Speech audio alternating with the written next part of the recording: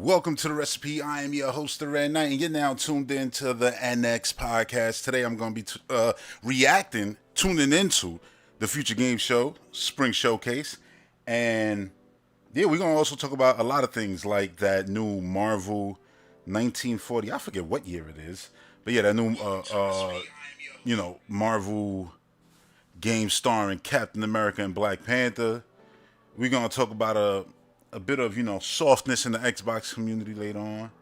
We'll even talk about some speculation of Nintendo's next console. What's next with the NX2, with the Switch, Super baby, the Super Nintendo Switch. So yeah, 40 seconds ago before this show kicks off, I'm excited. I'm looking forward to seeing some indie games, some amazing art style. Obviously, there'll also be some AAA games in there, but I really want to see some amazing art style, some amazing indie games, some Game Pass, announcements right here, right now. The Future Game Show always impressed me. You know what I'm saying? Like every single year, they put on a good, entertaining show. This year, the hosts, I know you got the main voice actor of Final Fantasy, the last Final Fantasy, well, not the last Final Fantasy, the one before last. What is it, 16? Yeah, so it's about to go down. I hope y'all looking forward to this. Let's chill, let's watch, and just in case, if this stream drops off, it's because I'm still, doing some maintenance on my PC, and it's been going through some issues, let's just say that. Not nothing crazy, but it might drop, and if it does, yeah, I guess I'll just see y'all next week, because after this weekend, it should be way better off. Ooh, that looks like Berserk. That looks like the Capcom game. I don't know what that is, but it looks good. Was that Overwatch? Oh, it's ironic. Oh, that's that Game Pass game right there. Dope one, man. I forget the name of it too. I just downloaded that vehicle-based, what is it, Dragon Quest game, right? It's a Dragon Quest IP. It's like a spin-off.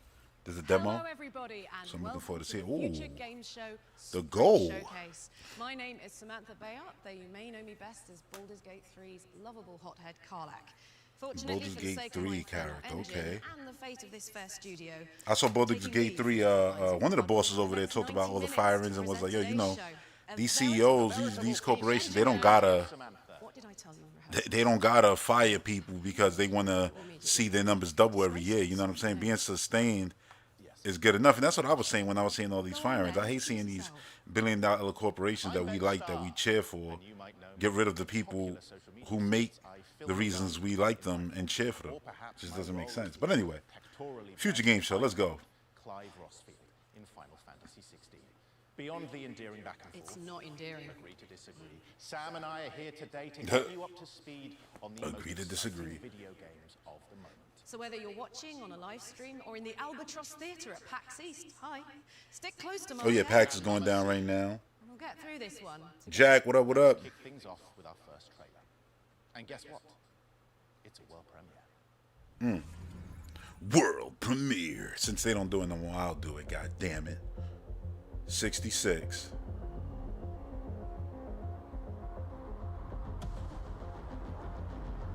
Batman. Is this cause ooh, it look like Tron.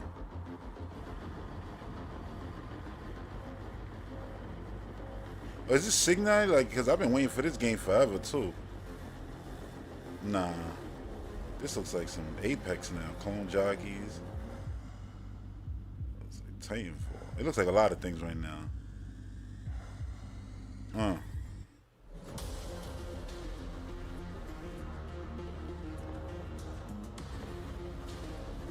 Alright, so it's definitely not Tron.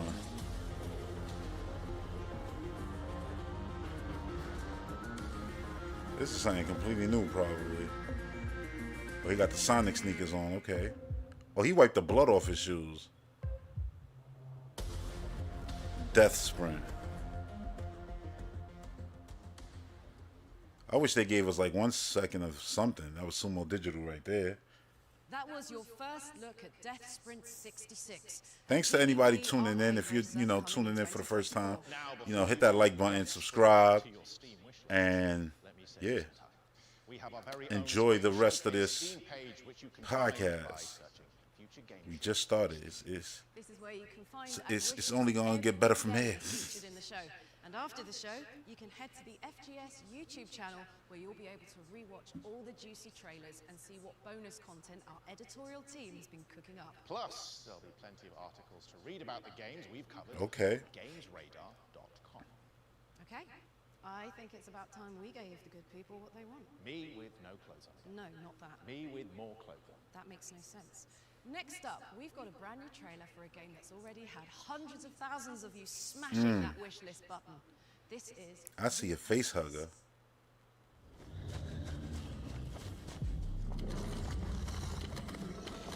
Yo, what the fuck? Zoocosis. That wasn't a face hugger, that was something worse.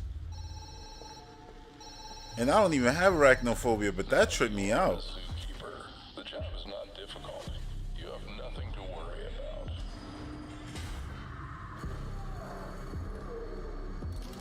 Speaking of Xenomorphs, that Alien Romulus trailer was really good. I ain't watching no more though. That's it.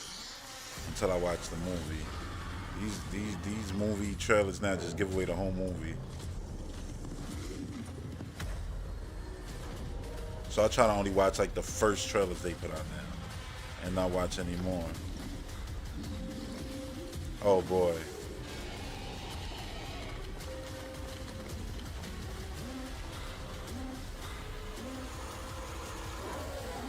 That's just weird.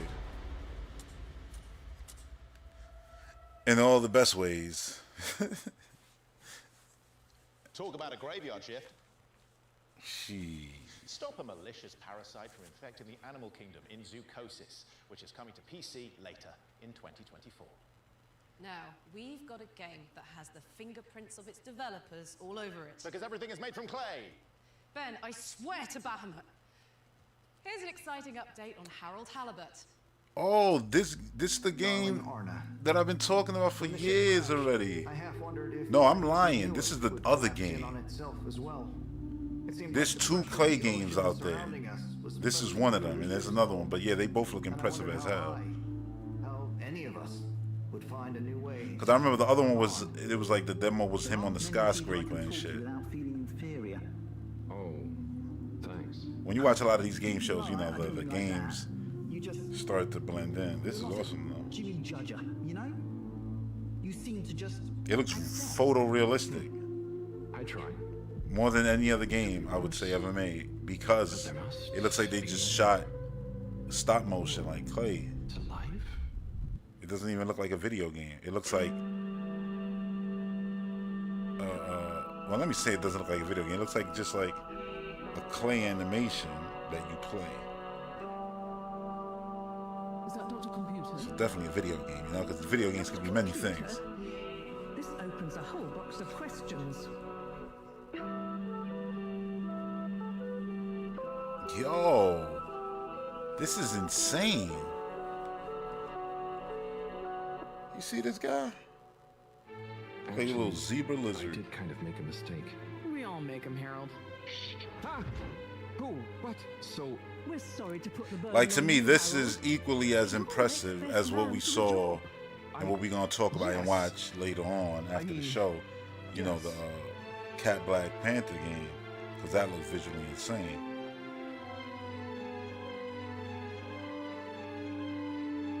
This is incredible.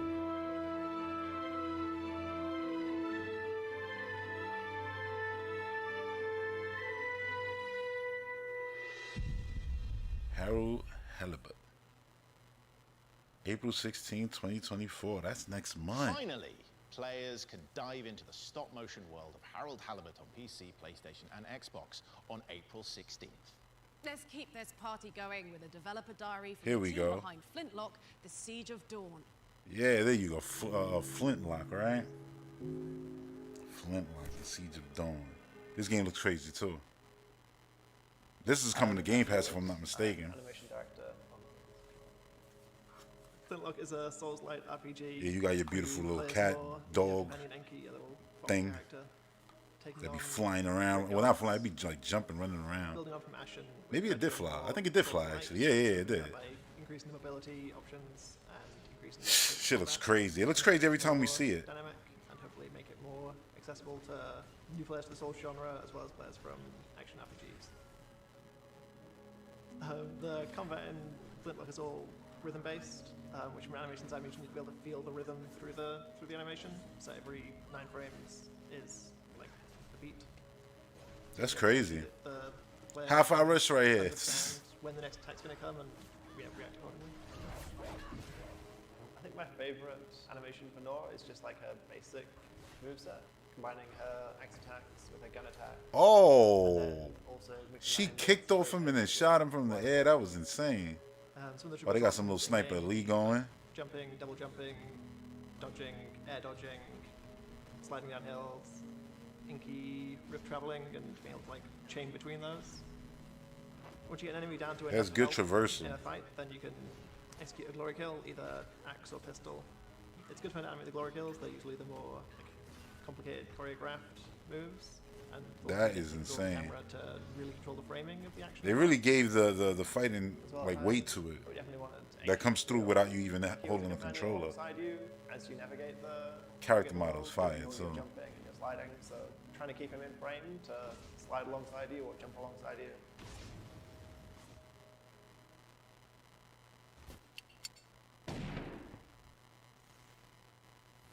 Love a little combat companion. I bet they'd be best mates with Torgal. Flintlock is coming to PlayStation, Xbox, and PC in summer 2024.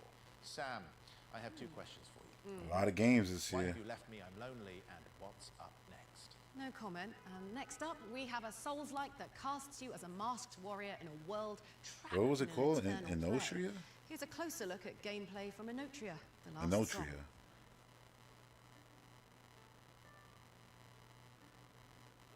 An eternity it spent playing out in the tortured halls of my mind. Once they said Souls like, I was like, okay, I'm out. Friends and lover alike turn against you. But not a single Souls like game that I've touched has clicked with me yet. It has been a delight to compose the song of change together. But shout out to the people who like it, you know what I'm saying? Because you getting a lot of those games now.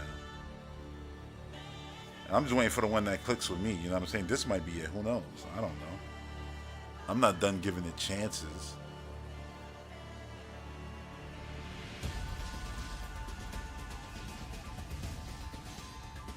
I like how small you are to the stuff you fighting.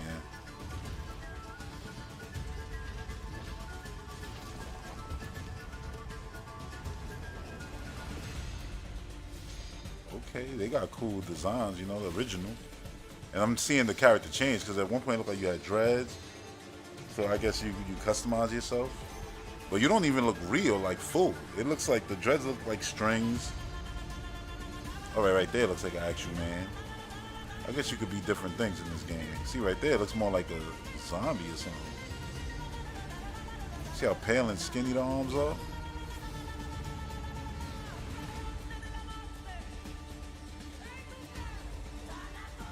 Oh, that frog was chilling.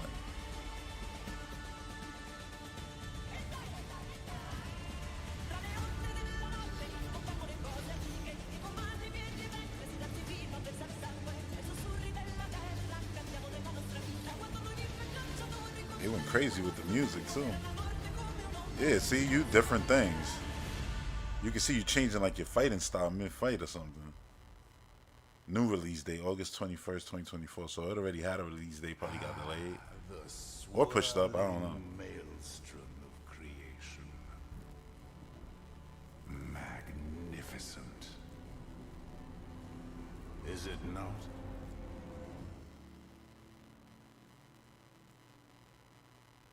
Demo coming soon. Inotria: The Last Song is coming to PlayStation 5, Xbox, and PC via Epic Game Store on August 21st, 2024. So it's exclusive to Constructors Epic is up Game next. Store on City PC? builder where you design the neighborhood of your dreams. Let's take a look.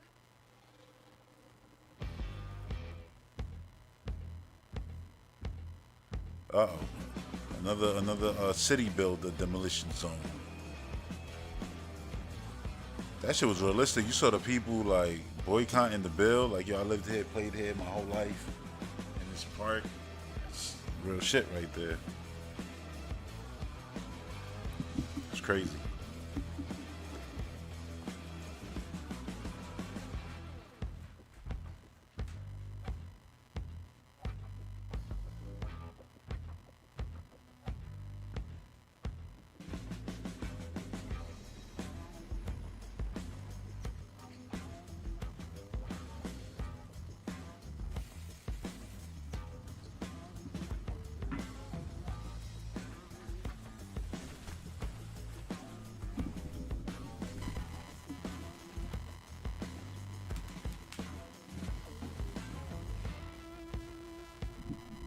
And the crazy part is people spend a lot of time in these worlds building insane stuff. Impressive stuff.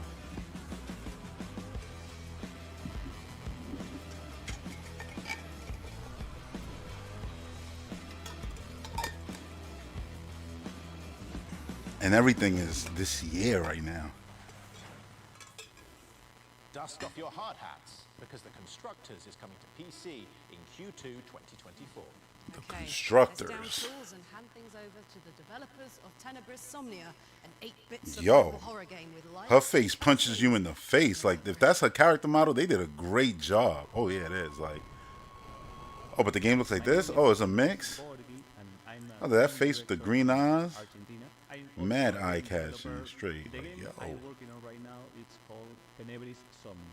Tenebris Somnia. Old-fashioned survival horror game like Resident Evil. So I guess this is in your head, like your insomnia. But the catch is that in certain moments you have a cutscene, and the cutscene is suddenly a live action. The original idea for the game came while playing the independent horror game Fate by Hydra. And I said, okay, let's do like a Nintendo game and a movie.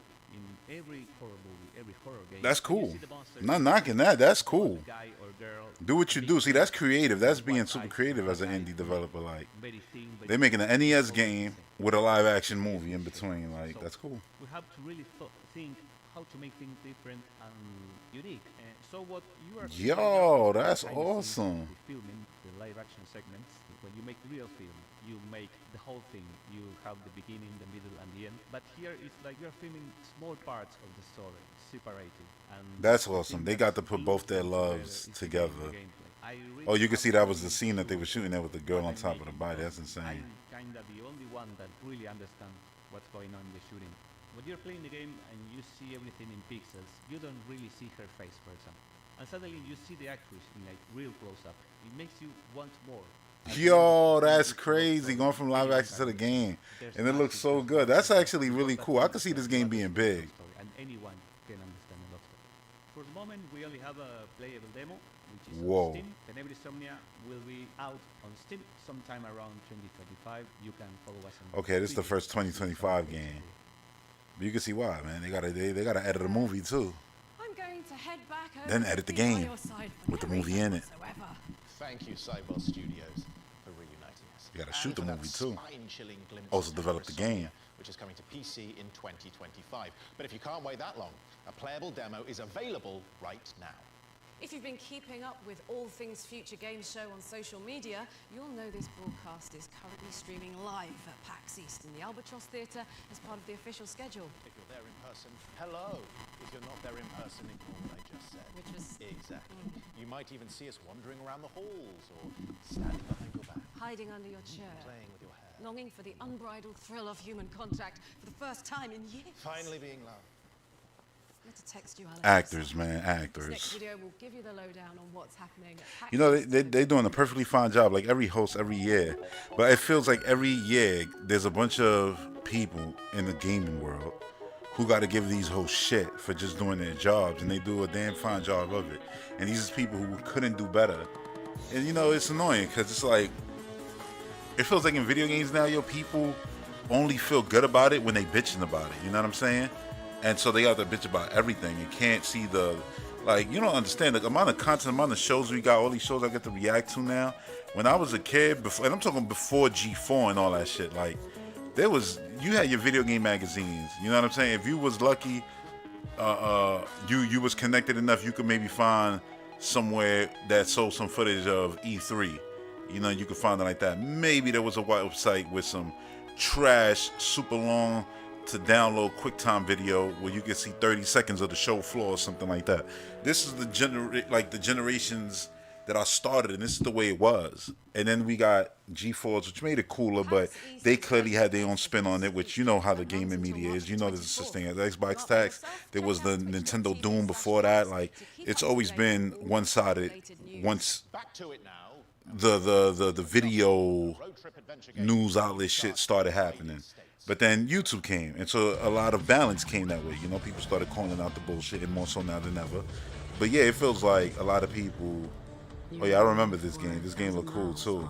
roads less traveled to a place you know, people just now up in service of a shadowy employer. always want to focus on negative shit, bad shit, like, or make things into negatives and bad and see crap where crap isn't even. You know what I'm saying? Like, it's super lame. It's super lame in a lot of ways. That video games is better than ever now. But it's like the actual audience ruins it. That's crazy. Oh, he fell out. This is awesome.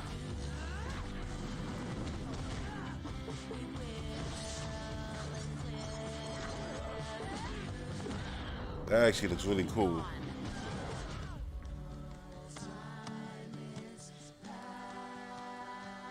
For example, there's people who look at this cast right here, this diverse cast of people, and they'll be like, yeah, this shit woke, da da da da da. You know, the people who use woke in the way they use it today in terms, which is completely wrong from the way it was when I was growing up. You know, being woke meant being aware of the corny shit, and, you know, being tapped into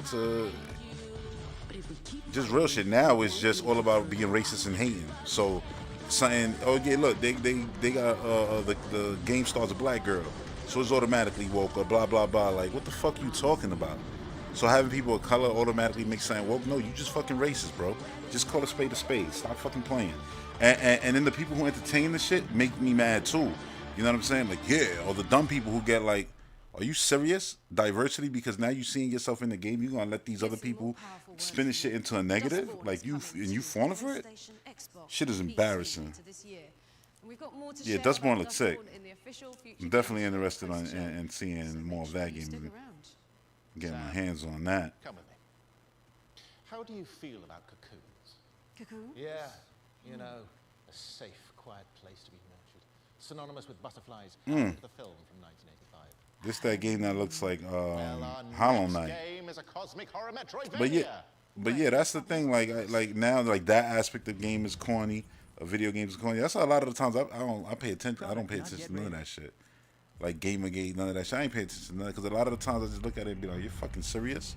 Like, it be some dumb shit, like from some dumbass humans, and people entertain them. I ain't with that entertaining idiots at all.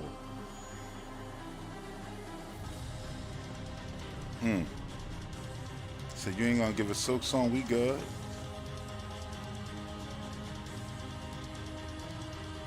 Nah, let them cook. Let them cook. This looks awesome though. I actually like this art style a lot more than Hollow Knight's. Just so first impressions, yeah, I definitely do.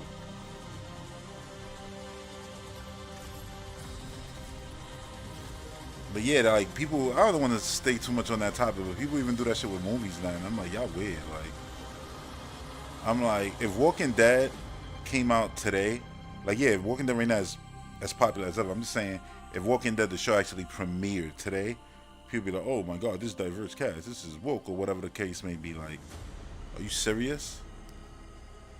Like, weirdos. But that's always been a problem to me too.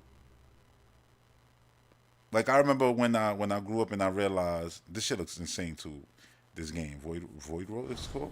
But yeah, when I grew up and I realized, like, when the narrative was, like 90% of the shows I watched, like, oh yeah, was black shows. And I was like, what?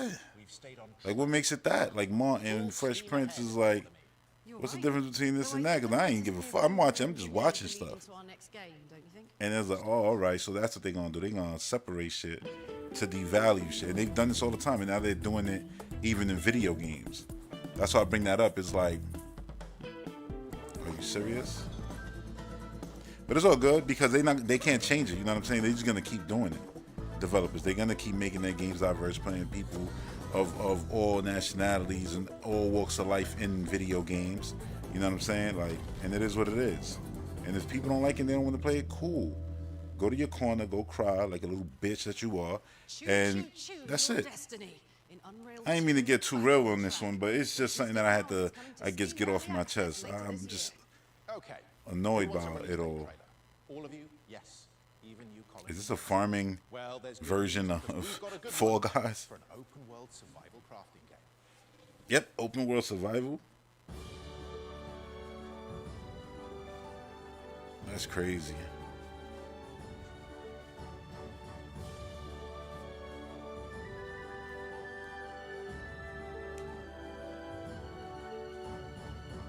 You know why? You also, before I move, final thing I'm gonna say, and then I move on from this whole woke conversation.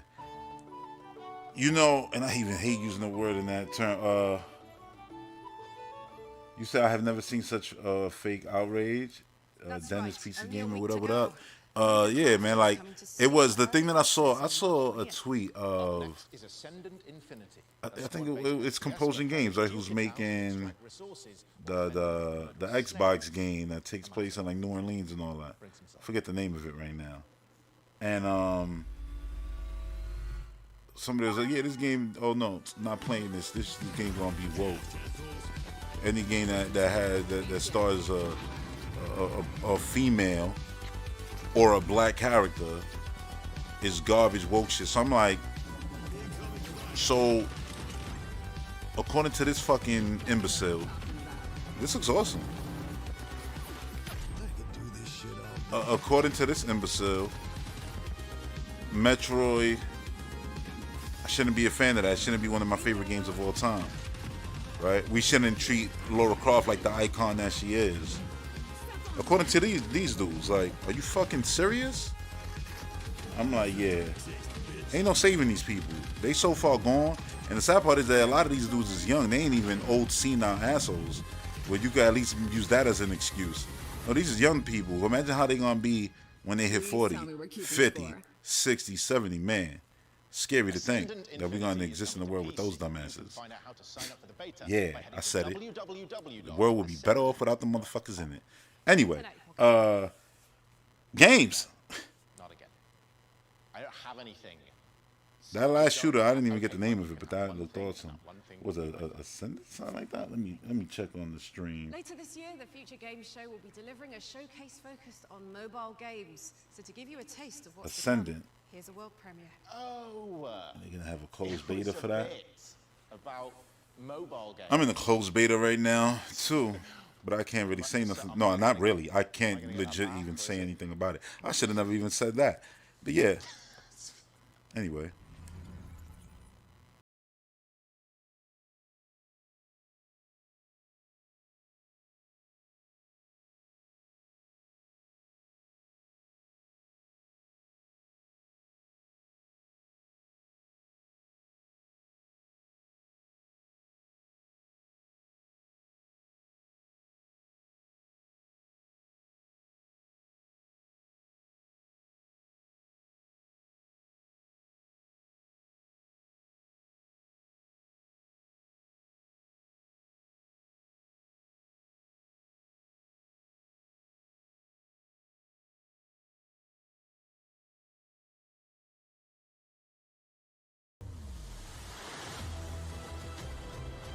That's crazy.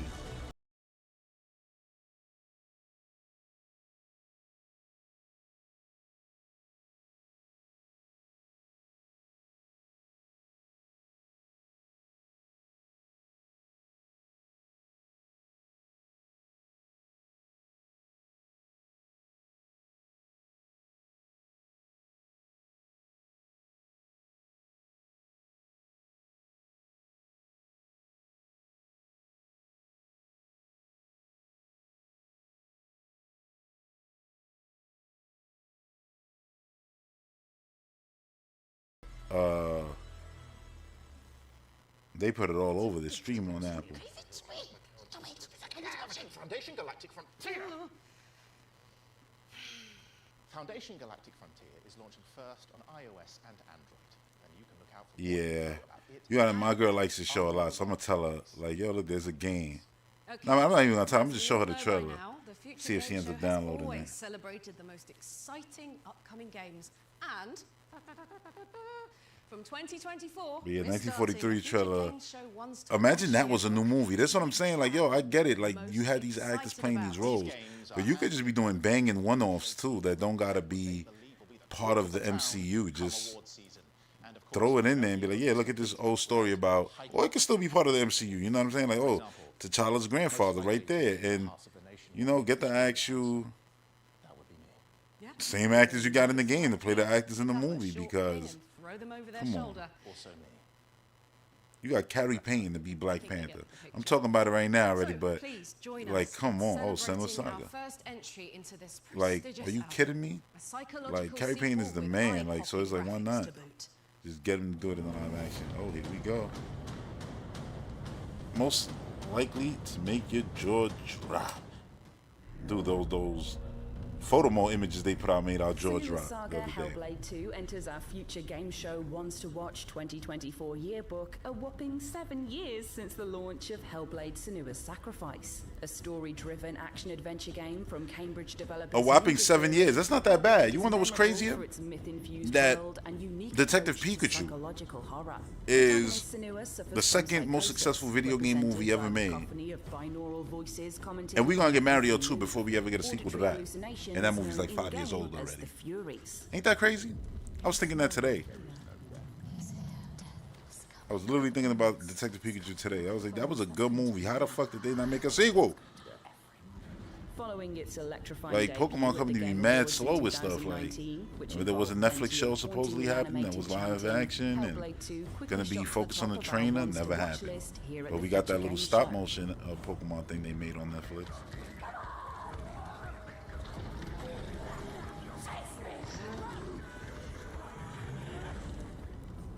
Senua seems to have found herself in command of an army of warriors in the sequel and is planning to bring the fight back to the Vikings who raided her village and killed her lover. The Furies also haunt Senua in the second game, taunting Senua about looming death and the fate of those around her as she strives to rebel against tyranny in 10th century Iceland. This is sick.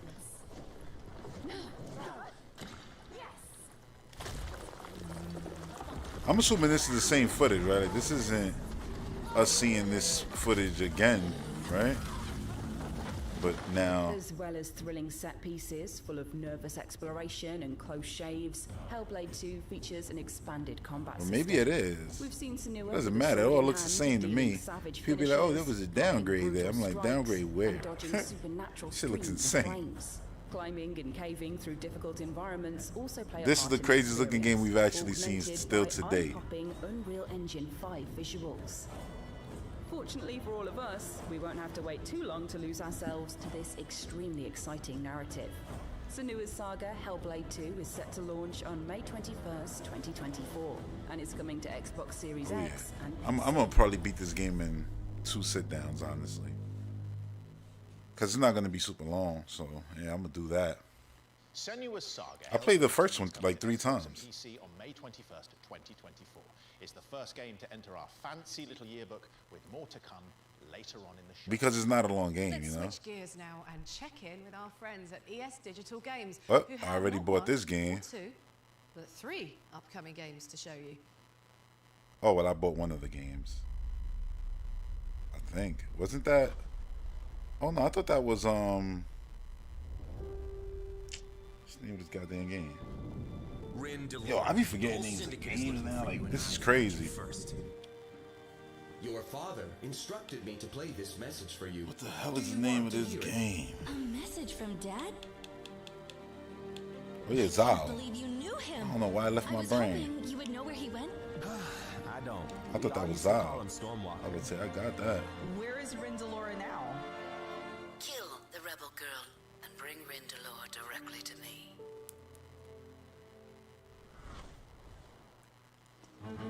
It was Awaken. supposed to be a routine mission. Nice art. Really nice art. Something went terribly wrong. Oh no, this game star is a female. It automatically equals that the game is bad, right? Like, could you imagine being that like that? Like, that's crazy to me. That's mad crazy to me, yo. Like, cause, and you know why it's so crazy? Cause like a lot of my favorite IPs are things that star females, and some of these dudes be so insecure, bro. Like, I don't know what it is. I think insecure is too much of a simple word to use, but you got Beetlejuice game?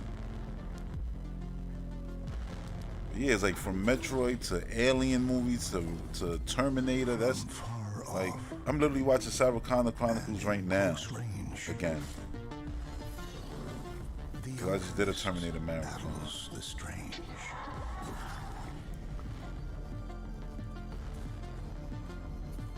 I'll never be able to relate to them dudes, yo.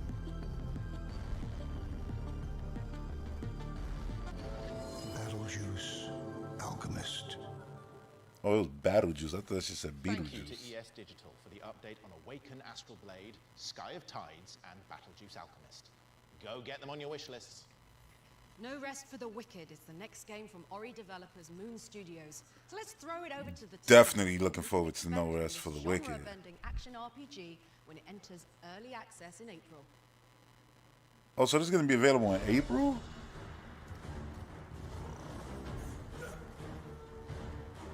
Shit, I'll play it early access. Hey, I'm Thomas Mahler. I'm the creative director at Moon Studios. Hey, I'm Gennady, and I'm a production and technical director, and both of us are the founders of Moon.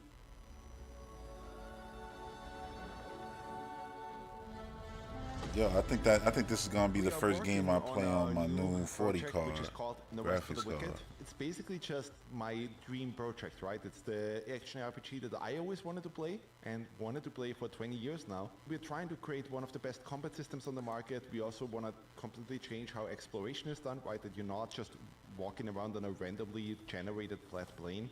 Combine that with the multiplayer aspect, combine that with all these quote-unquote You got social multiplayer? elements of like building Man, the town this and is- housing and farming and Let's all of go. those Like, this things. is It's amazing. the kind of game that I always wanted to see somebody making, but because they didn't make it, we are making it now. That gets me excited. The fact that he feels like nobody made this type of game, so he's making it. It's awesome. The big thing for us to tell people is But look that at the more you world. look Like, into the Rest fact of the that they Wicked, managed the to more you understand translate what we're Ori's trying to art do is into kind of create 3D our own mix. So we is will look at any like- particular genre, and we would take the elements shit is from Game the of the genre that we're Year excited about, caliber shit we put it already. all Like, together into one game, and then we this iterate better be on in it. every So we might take, graphical combat inspirations from conversation, Soul Series, Monster art Hunter, direction, animation, whatever. combat-driven combat, but This also got to be fighting nominated. games, I don't things care. that have combos, things that have You saw the special blood, moves, like you the know, and chunks we come try off his to face make and it the blood intimate splatter, in the our own leaves way, moving, and the we look at things like blurriness and the exploration, you know, flames. Like, it's so interconnected, gorgeous. multifaceted, dense level design that encourages retraversal and discovering the world. So it's really not He said one game in multifaceted, particular we're dense trying level to, design that you know, basically makes you necessarily want follow. to It's- revisit the we're world just and inspired by all of these different come back to stuff. That's elements awesome. from all of these different games. We put it together and try to grow it and make it into the most perfect version it can be. No Rest for the Wicked is coming to early access on Steam on April 18th. That was the latest on No Rest for the Wicked, which will be April. available via Steam Early Access on April 18th and is coming to PlayStation and Xbox. And we've got even more exclusive details about that one in the post-show. Definitely stick around for that. Oh, they got a Okay, post show up going next too, is and a more new for trailer that on it. Holston, a psychological Damn. shooter where you Guess I'm gonna have the post show running still. I want to also show off some. I want to talk about the new Fortnite update too. Show some gameplay of that. We'll do it. We'll do it. Dennis, me too. I can't wait. Yo, this looks real as hell too, but it's like pixel art. But it looks real.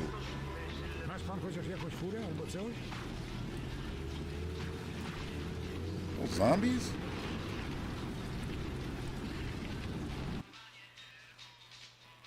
Ubojnie to tam był biedny. Czego ty grać w takim ubojnie?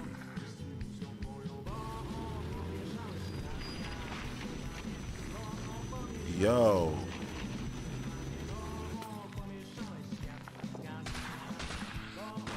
Yo, this game is like a lot of, like, it's just a lot. It's like a lot of different genres, it feels like, but it looks insane.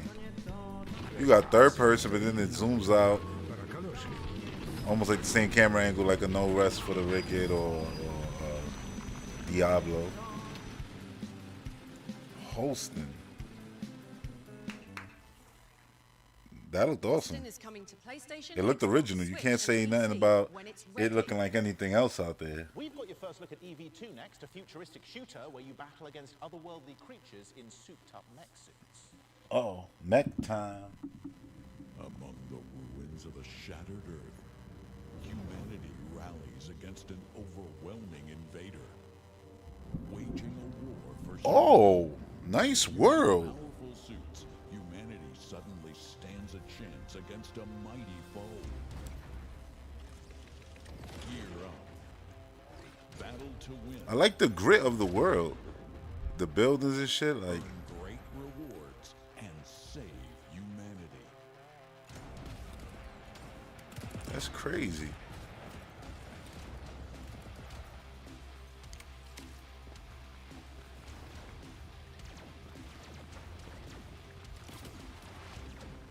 Just running? That's the runner. Forge alliances and fight for glory. Oh, he ran to his partner, who was huge. Join the fight now. EV2. EV2 is coming to PC in early 2025. Never heard of EV1. Fans. Now, I heard of EV to Pokemon. Is coming out in a matter of hours, and the excitement levels are off the charts. Not to make the 12-year wait any more excruciating, but our friends at Capcom have sent us a fiery trailer to prepare you for launch. In a realm of I never played the series, but I've been seeing a lot of buzz about it for the sequel. That's the other thing. I saw people crying about the 30 frames per second. the nefarious wielder of On console, and I'm like, listen, if you want to play a higher frame rate, what happened to those Beats PCs everybody was claiming to have, yo? When Xbox first announced their games going multiplayer, then when Sony games was going multiplayer on PC, all of a sudden they was crying. They didn't have those PCs they were talking about. What happened? Like, if you care about frame rate, just get a PC now. It's more incentive than ever to say, yeah, let me blow 2 G's. It don't even gotta be 2 G's. It could be less than that. But let me blow $2,000 on the PC because it's gonna last me, 10, 15 years versus a console that's gonna last me 4. And really, I could have just kept the PS4 because it got all the games PS5 basically got. Basically, a handful of games that ain't on PS4. Shit is crazy. By the flames. And they just rush into new consoles. Come on. We're going to talk about that, though, too, in a minute. We've got something really special for you now. Our next trailer will be accompanied by a musical performance. Ooh, Clive and Carlac do karaoke. I was thinking we could do Eternal Flame this time. That sounds great. Oh, the producers are shaking their heads. They're going to do a musical performance? I may as well mute this shit then. We're throwing it over to LA. Because let's be honest. Of Home to Home from the Haunty soundtrack. Oh, and look out for a release date announcement. They just going to end up ruining the whole thing. No clicks at 41, 1 and 2 and 3 and 4. Yeah.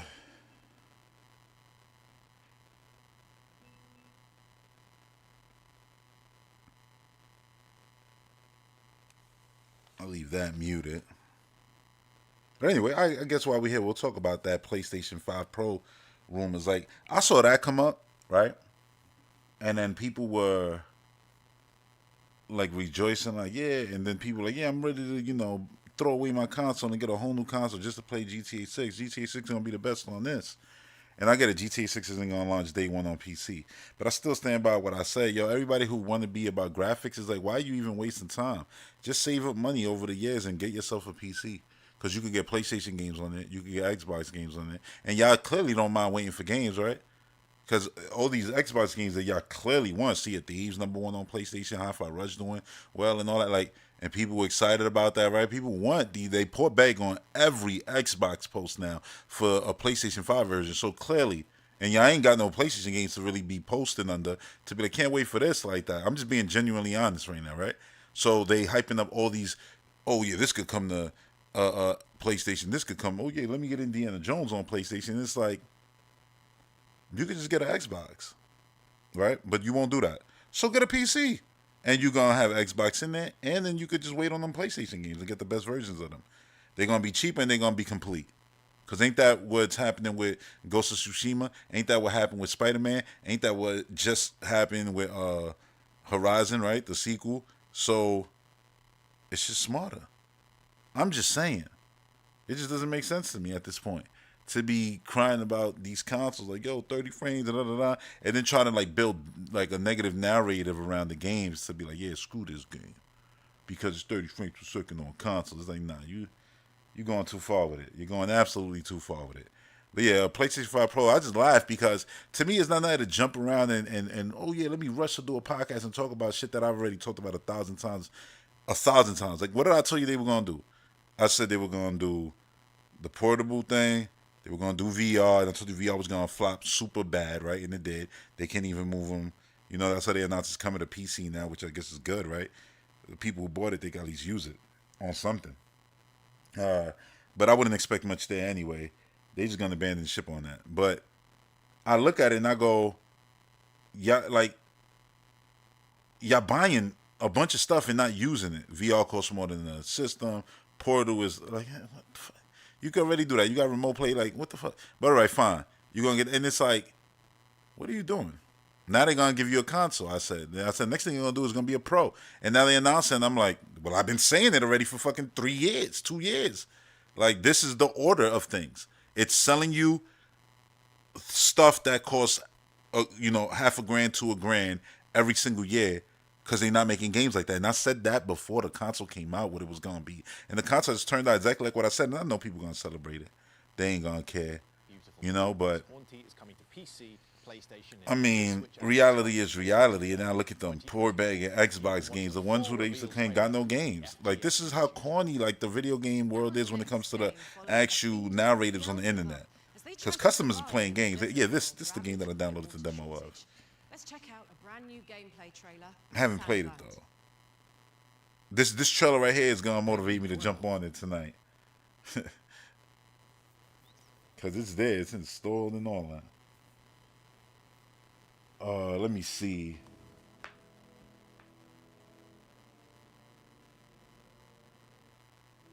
You said I'm a yeah, the director's cut does look awesome to Ghost of Tsushima. But that's the thing, like, I have no problem playing these games on PC. This is what I have it for. Like, I'm not being even anti-PlayStation 5 salesman. They're the anti-PlayStation 5 salesman. But people still buy into their anti-consumer practices, so I don't care. It's like, hey, do you. Our style to this is fire, by the way. But it's like, do you. You know, it's like, you want to be buying $70 games instead of getting a complete version. Oh, yeah, but I ain't trying to wait. I don't got fear of missing out. You know how many dope games I got to play right now? I ain't worried about, like, I'm not rushing out to go get Peach Showtime. It's like, I'm not at all. I'm not getting that on Friday. I got mad games to play right now. Good games to play on Switch, on my Xbox, PC. I'm straight. Like, I don't need nothing right now. I'm drowning with games. And then Game Pass is literally, I don't know what the fuck they doing with Game Pass this year. But it's just like, yeah, games every day, like, every other day. I'm just like down. I'm playing Control. Then it was like, yeah, I tried the No More Heroes. That opening was so bad to me. I was like, yeah, I'm good. No More Heroes 3. They just down. Like, there's so many games. I was like, yo, this is crazy. Why do you lend these humans your strength? I'm like I said, I'm in an alpha right now. Not even an alpha. I'm just in a beta of something, or in an early access thing. And I've been playing that a lot. I'm in like, just in the video game heaven bubble right now, and I'm just looking around like, yo, why is everybody on the internet crying? So I'm just enjoying myself. Yeah, see, that more playable now. Dennis said, I've been playing games in 4K on PC for a couple of years now, but console fanboys rather buy 2 consoles to reach that every gen. That's what I'm saying. This next trailer is for Space Prison, a game where you break out of a Like I said, next time I'm not gonna get 2 Xboxes. Like, I got the Series S and the Series X for the bedroom. I said next time I'm probably just gonna do the main, whatever's the next console, the big one, the main one, the Series X of it all. You know what I'm saying? I'll get that in the bedroom and probably just keep my PC in the living room and playing everything. Like, I was playing the last time I played Starfield, I did one mission and I was like, yo, the difference from playing it at 60 versus the 30 on console, I felt that. I said, yeah, when I go back to Starfield, I'm gonna be playing that on PC. That specific game. But other games I'm still gonna play on my Series X. And a lot of games right now I play still on Series S. That's how the whole nonsense about graphics and 30 frames, and it's also like, you already know, like, I love Nintendo. It's like, you're gonna get 60 on Nintendo, and and you're not gonna get 4K. You'll get 30 on Nintendo, and you're not gonna get 4K, and the game will still be good, and you'll still play it. Right? Like, Tears of the Kingdom, that's Breath of the Wild. Because Space Prison is coming to PC on April the 10th, 2020. Metroid is 60, but it's not 4K. Still looks beautiful, but obviously could it be better? Yeah. And hand out one of our prestigious badges. Our next entry is an open world. Oh, Star Wars Outlaws. It's cool how they doing this too. To like, I'm not gonna call it padding out the show. I'm gonna just say highlighting good ass games coming this year, because this game is a must for me. Like what they showed off the first time, I was like, damn, this is what I wanted. That Acolyte show looked awesome too. The trailer. Far, far away, Star Wars Outlaws Definitely gonna speeds watch its that. way into the pages of our future game show Ones to Watch yearbook. Let's jump.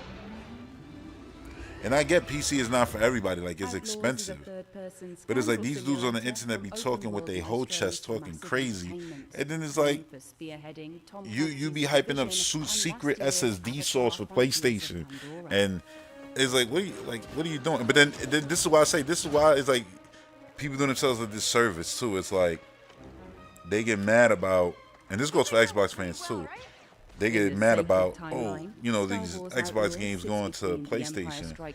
And I'm like, oh yeah, this is new. Xbox doing new stuff. I keep hearing all these podcasts say that. Like, this is a different thing this time. I'm like, no, it's not. I don't give a shit whether they say, oh, this is first party game. Or like, no, like Minecraft is first party. Call of Duty right now is first party. All of them, everything from the past to the now, they own it. They bought it. They bought their legacy. They bought the history. They bought it all. It is what it is. It's like they put games on multiplat all the time. They've been doing it for almost a decade already. This year, the 4 games that they put doesn't change it and make it like, oh, now we got a whole new narrative of why Xbox bad and this is bad. And it's like, yo, you should be happy that you got mad ways to play video games now. Whether you own the PlayStation, you can play some Xbox games. You own the Xbox, you can play PlayStation games like Marathon and MLB and more to come. And if you own a PC, now you can play PlayStation and Xbox games without having to go through some alternate means of doing it. Genuine versions of those games and good ones too. Maybe not at launch. I remember like Last of Us looking crazy, but I think now it's good. You know what I'm saying? And yeah, like you got good versions of these games, best versions of these games now on PC. Widescreen support, all this crazy shit. And it's like gamers who supposedly hardcore look at that as a negative now, and I'm looking at it like, you know what? Oh, yo, Nintendo, go!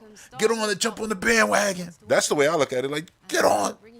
Because it's like, yo, it's amazing to have choices of how to play a game.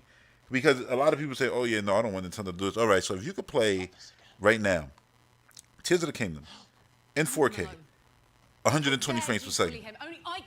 Explain to me how that's a bad thing. Oh, and when you're playing it, all the money goes to Nintendo.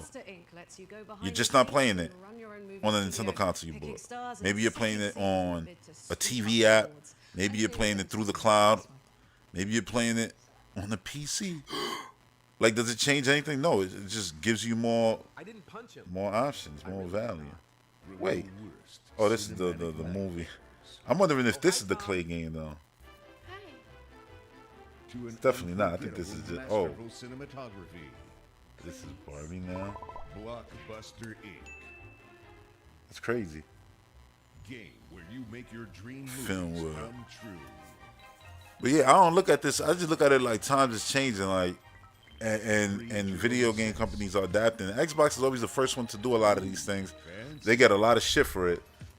And then when PlayStation does it, it'd be crickets. Like, you don't hear nobody saying nothing negative about PlayStation games on PC. And I get it. Fanboys will say, oh, yeah, it's because they don't come out day and date. Well, that's done. That's changing officially. Oh, what do you mean officially? I said what I said. I said what I said. I don't see no more first-party games come in the PlayStation ecosystem without being available day one on PC too. And I don't mean, oh, in the next 5 years, they ain't got nothing coming out this year. I mean, when they start dropping games again. I think everything going to be day one on PC. And does that make it a bad thing? Nope. At all. Like, why should I have to wait to play a PlayStation game? Blockbuster Inc. For not buying the PlayStation. Coming soon. Yeah, Homelander right there. Like, that makes no sense. I think it's a beautiful thing knowing that if you got a PC and I'm playing on Series X, she a sequel? I never played the first game, but or maybe the next game. Yeah, yeah, like Gears comes out, we could play together. We could run hordes, multiplayer, play the story mode together. Like, we can literally do that. And you could be on PC, and I could be on, you know, Xbox, and somebody else could be. You gotta have the Xbox. Look, if it's 4 players, you got 2 people on the Series X, 1 on the Series X, 1 on PC, and 1 playing through Game Pass the cloud on their mobile phone. Like, how is that a bad thing? How is that a bad thing? I'm trying to figure it out. Oh no, it dilutes the system. And I ask again, who gives a shit? If Billy, Tommy, and Steve played on Xbox consoles, but because Xbox made their games available everywhere, now Billy, Tommy, and Steve are playing on Xbox PC Mobile, you think Xbox gives a shit?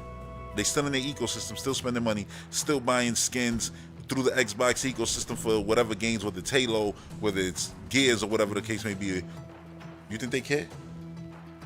That's what I'm saying. Why do we care so much? Oh, I get it. Console Warriors. This is why I put Xbox Console Warriors down bad as a topic, because it is. It's like, dudes really just want a console war, and it's like, oh, nah, we can't console war. And it's like, I don't care. I said when Activision, the day it happened officially, I was hyping it to the day it happened. I said, once it happened, that's it. There's no more console war conversation. It's over. If there was a war, Xbox won with that move. Because the number one game on PlayStation is Call of Duty. And now Sea of Thieves. And soon to be, I guess, Hi-Fi Rush. Who knows? But anyway, the point is, like, they killing it. Clumsy combat game that's a complete clobber. I like this art style already. They killing it, like, Mad Mushroom. Uh-oh. Kinship. Brotherhood. I just don't look at it like everybody else because I don't care about the console war bullshit. And I know it's done. They own Call of Duty. It's over. Every PlayStation selling, it's selling for people to play Xbox. That's Call of Duty. That's not an opinion. That's a fact. Oh, Sea of Thieves is the number one game right now. That's an Xbox game. They getting paid Xbox. Again, where's the L in this? This is nothing but W. Oh, because you're not getting the PlayStation game on Xbox. I'm like, which ones? Name them. What games are PlayStation playing out? I'm genuinely asking. Oh no, but the ones that been came out. Yeah, I get it. Oh look, the crab. And it was chunky.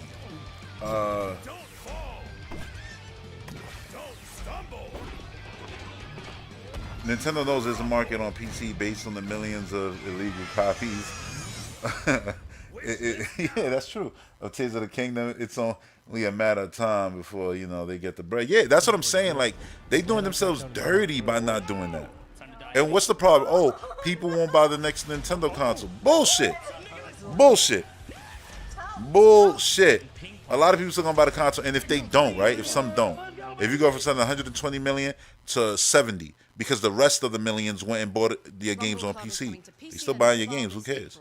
Our next Good. game has musical contributions from none other than... And I get that there's layers to it. Like, oh, you're looking at it one way, right? You're not looking at the sales they get from selling, you know, third-party games in their ecosystem. You're not looking at them selling hardware. I understand that. I'm saying at the end of the day, you're trying to get to the players. At the end of the day, these games are becoming ecosystems within themselves. I'm sorry. You're doing yourself dirty by coming out with Mario Kart and putting it only on the Nintendo console in 2024. That's not an opinion. That's a 1,000,000,000% fact. There's going to be billions of dollars left on the table because that game is not on mobile, cross-platform. Look, Mario Kart should just be Fortnite. How does Mario Kart play? Like Fortnite in its ecosystem, I mean. You buy something here, you got it on mobile, and you got it on PC.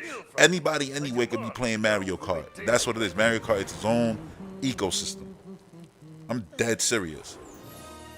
People are like, yo, when they gonna make another Mario Kart Golf? They not. It's gonna be DLC and Mario Kart. You're gonna pull up to the golf club and you're gonna play Mario Kart Golf and Mario Golf in there, and then Mario Baseball and all that. That's what they may as well do. But that's going too far. Let's just talk about Mario Kart. Yeah, it'd be you burning money. You burning money. Like by not putting that game on everything. Mario Kart is bigger than Nintendo hardware. You understand? That's why they put it on mobile. This is not, I'm not making this up. This is not an opinion with no data, no proof to go along with it. Like, bro, there's data. They literally on mobile. Remember when Nintendo went to mobile? Remember people were scared? Oh, that's how they had to announce, oh yeah, we're working on the NX, the next thing. But it's like, this is I'm just giddy about the next world premiere. It's just showing you everybody is trying to get outside of their ecosystem in some way, somehow. So anybody who thinks, oh, Nintendo being on PC, you're out of your mind. Their console means so much to their games. Not no more. Their console is playing with a GameCube controller. Stop it. They reverted back. They haven't evolved the Wii Remote. Why do we not laugh? Let's talk facts here. Games is playing, doing analog stick, shoulder buttons, face buttons. That's it. So if that's what we're doing now, what's the point? Oh, but if they want to introduce a gimmick, are they still going to build a version of the game that just plays with a regular controller? But they didn't do that for the Wii Remote. It was this or nothing. If they're going to build versions that still play with a regular controller, then guess what? The game can still be played on everything. PC, anything. What's the excuse? To be on a Waldorf Garden. I'm dead serious. This is not even like a crazy conversation to be having. This is the realest conversation to have. Because it's like, what are we waiting for? Oh, then what is the point of consoles? Well, there is no point of them. And that's why they're going out eventually. Sooner rather than later. A first-person Shit shooter like with Matrix. base building and tower defense elements. People think like, yeah, with all this technology, they're just going to keep doing the same thing. No.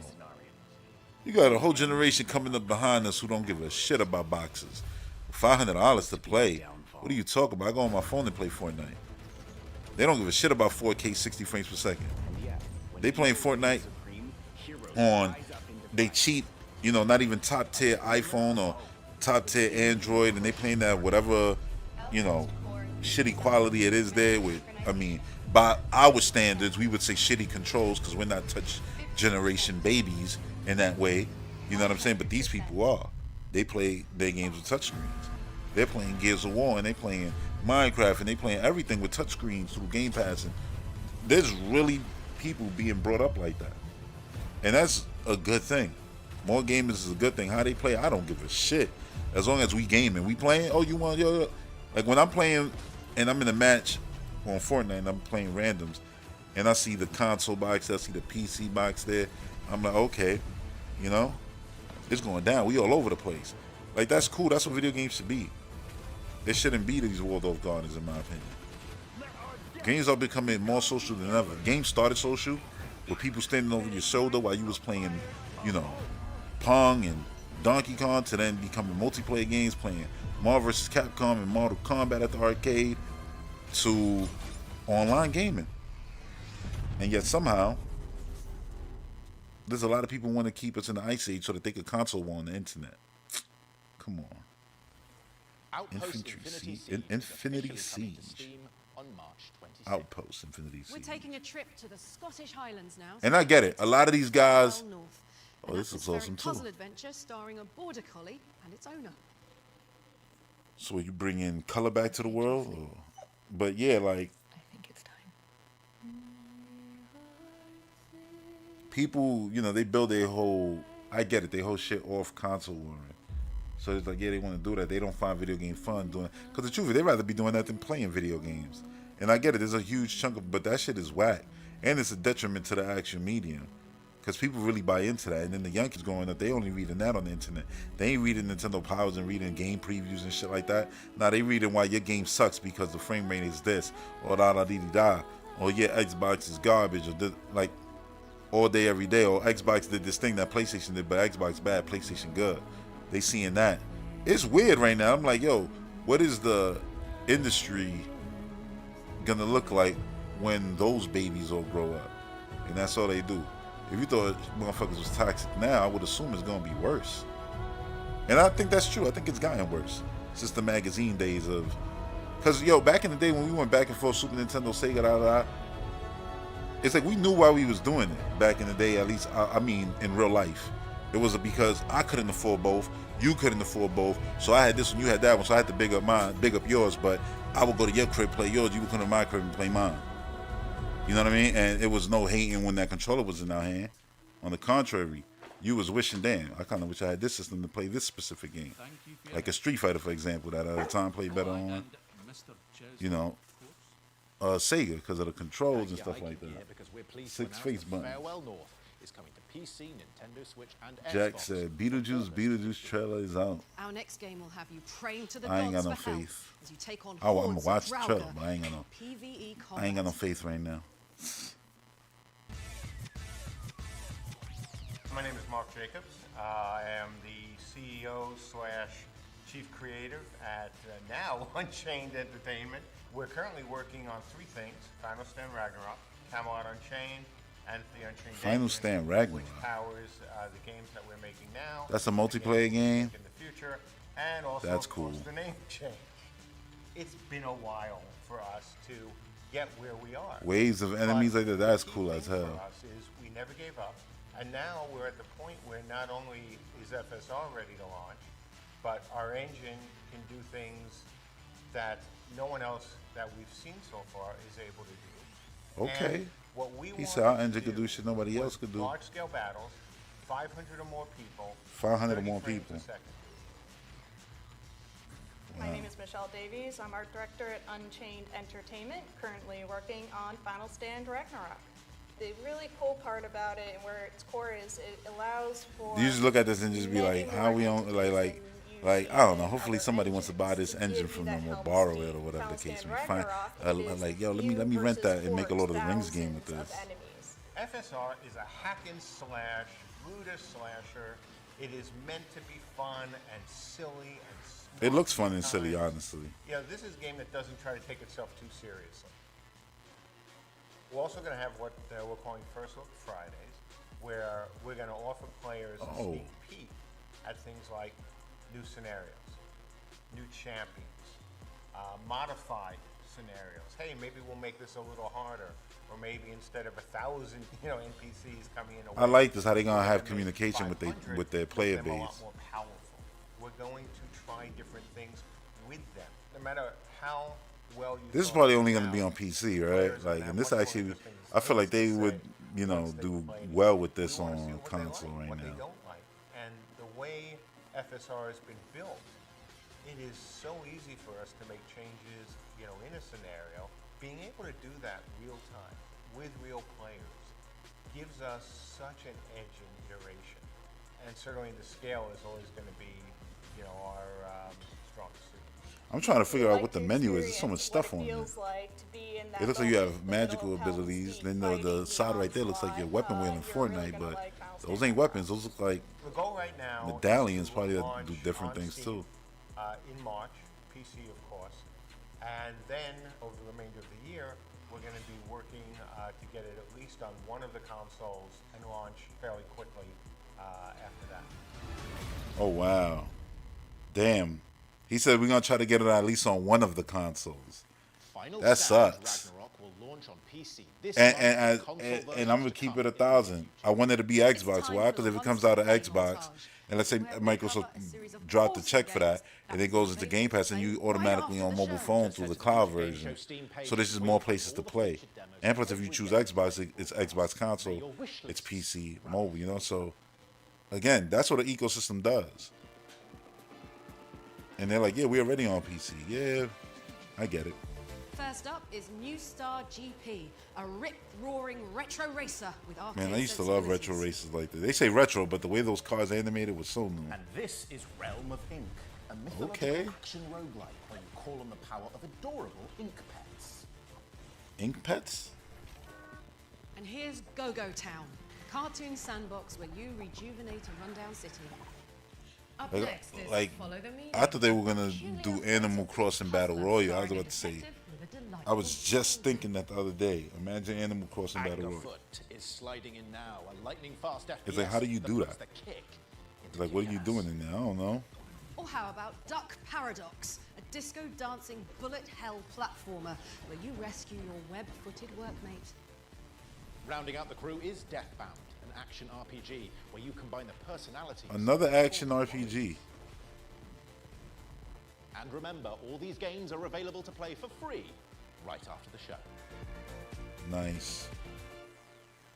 They always do this after the show, do a bunch of demos. That's how I usually just go right to the PC. Oh, they put some codes out. I just go right to the PC and just start on Steam, start downloading a bunch of future game show demos. To claim one of these, then you just got yourself access to a time-limited playtest of Go-Go Town. So get Go-Go going.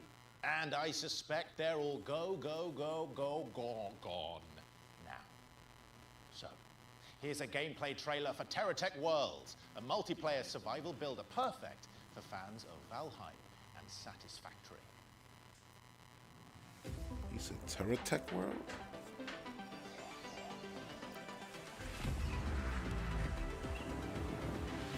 Oh, that's cool. You and your friends just traversing planets like this?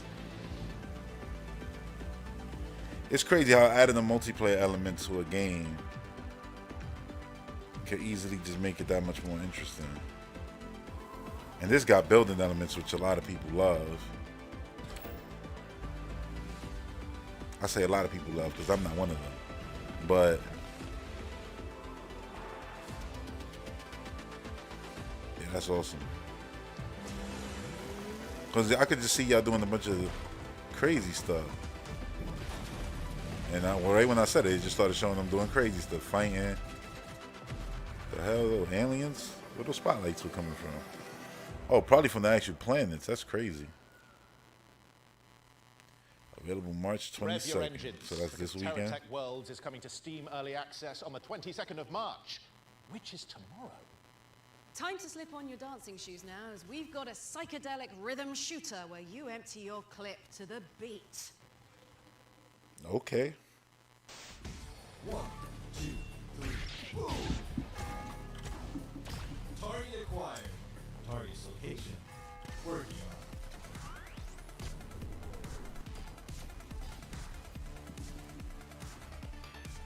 on. Wow. This thing started at 4. It's only 5:11. I honestly thought it was like 6 o'clock already. I thought it was already going for like 2 hours. And I don't even mean it in a negative way, too. It just felt like it was a lot of content already. And it's only been an hour.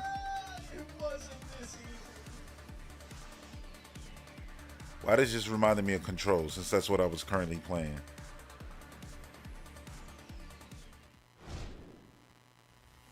I love a good remix. Robo Beat is coming to Steam and Epic Games Store on May 16th, 2024. So shoot it onto your wish lists. Also, a demo is available right now, so you can dive in after the show. Now, if you fancy yourself something of a contemporary Sherlock, this next game's for you.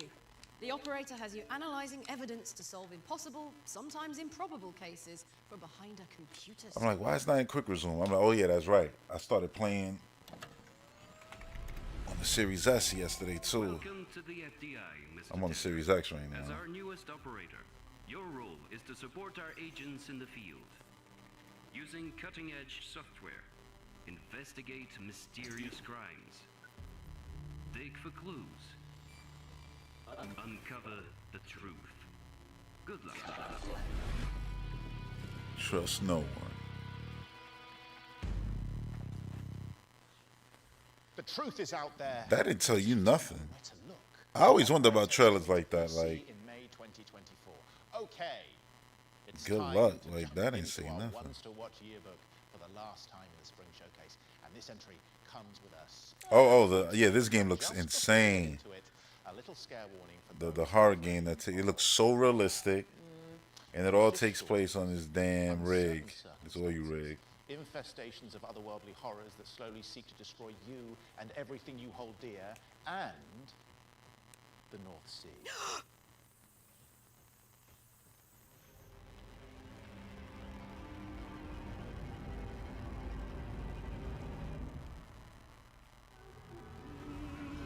Yep. Emerging from sinister depths, the Chinese Room's first-person psychological horror game still wakes the deep has found a home in the future game show Ones to Watch yearbook. From the narrative magicians behind Everyone's Gone to the Rapture and Amnesia, A Machine for Pigs, Still Wakes the Deep is... And the old games look good visually. That's why this new game looks such a like drastic leap compared to everything else out there. Like, I genuinely think this is one of the most realistic looking games. I still remember this trailer. Players step into the steel And him like shimmying across the thing with the water on there. Stalkers and look for answers in the isolating, labyrinthine halls of a 1970s drilling platform stranded in the North Sea. This part right here, yeah. The yellow, I was like, yo, this is mad scary.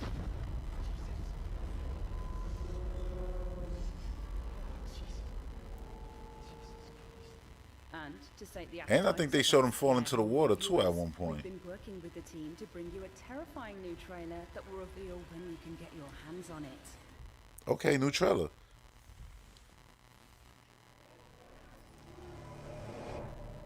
I still can't believe you went. What are you thinking? Going to that place? Wish you hadn't got yourself into this mess, but you did. You can't run forever.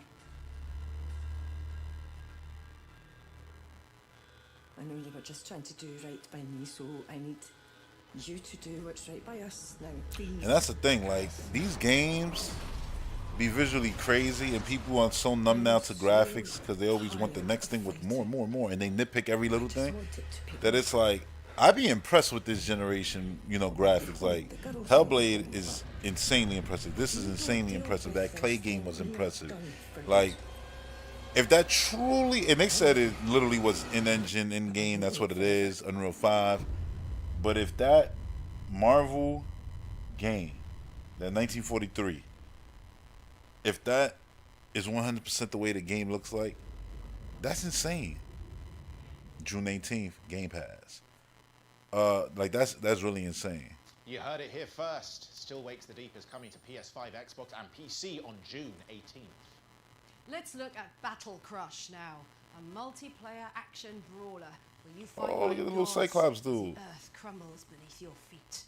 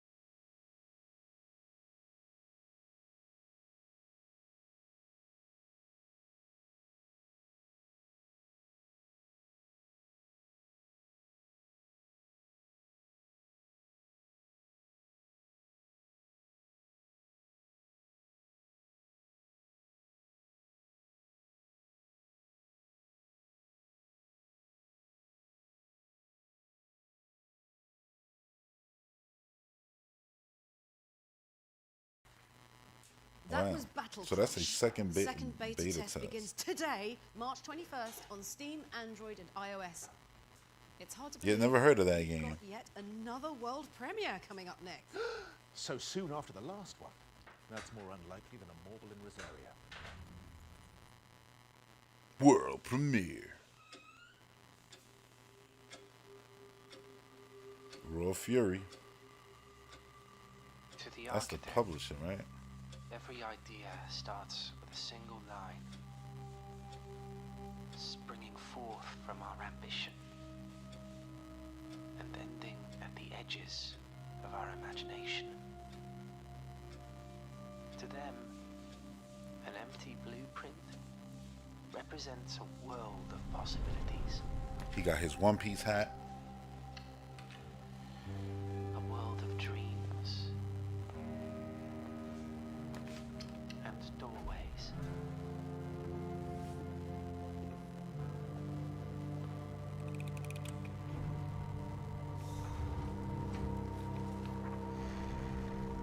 The graphics remind me of Telltale games, like the Walking Dead games.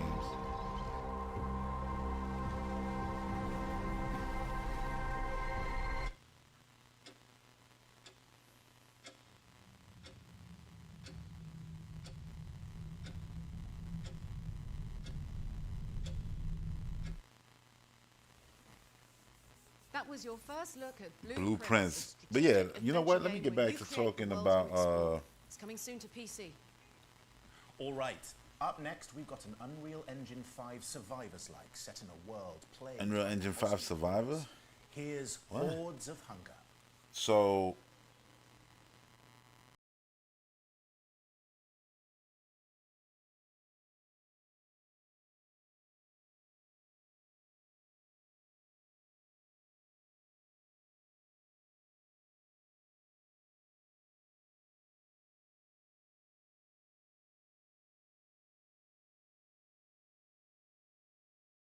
and then scalable, because you get all kinds of games. That's why I laugh when people be like, yo, oh, that game is being made with Unreal 5. And I'm like, okay, that don't mean nothing. Unless you know what budget they have, what the team skill set is, because the engine's only as good as the people who are actually working on that at the end of the day.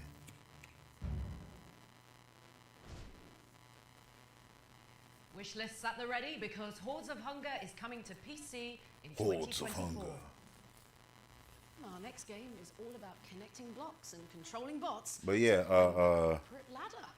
and with the PS5 Pro conversation, I want to talk about that real quick, so that when this ends, we could get right into Black Panther, show off those rewards, and I can get y'all up out of here. I don't want to keep y'all all day, but Digital Green Tea, I'm very late, but here now.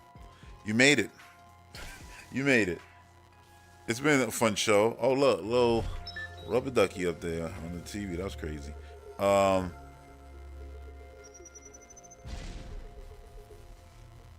Linkito? Or Linkito? It's a better name than X for Twitter. On PC this summer. Hey, Sam, before we get on to the next trailer, I need to ask you something. Why does Karlak have a teddy bear called Clyde? Why does Ben have a teddy bear called Samantha? I told you that. Okay, I'm gonna need some time. Well, that's okay, as we've got another dazzling world premiere up next. Let's roll that while I go sort him out. Another world premiere? Peggy 18.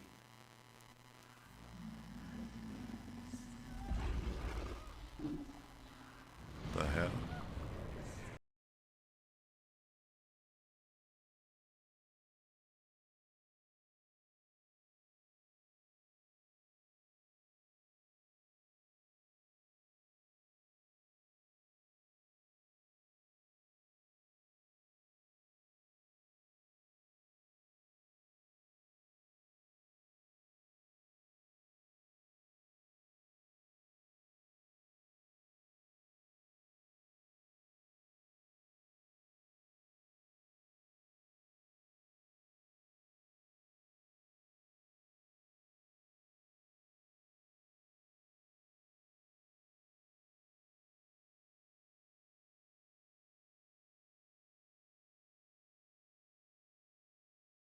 Worshippers of Thalul? SimCity in hell? Kinda like living in the UK, right, Ben? Damn! She crazy for that. Worshippers of Cthulhu is worming its way onto PC. She said, kind of like living in the UK. Our next game pairs Scottish folklore with a beautiful hand-drawn art style. Let's take a look at the heirloom. The heirloom.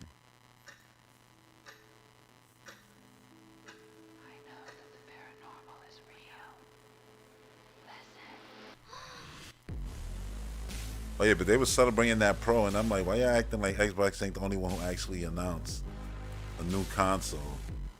Same thing with, I mean, you know, Nintendo got one, but it's funny, those don't count to them.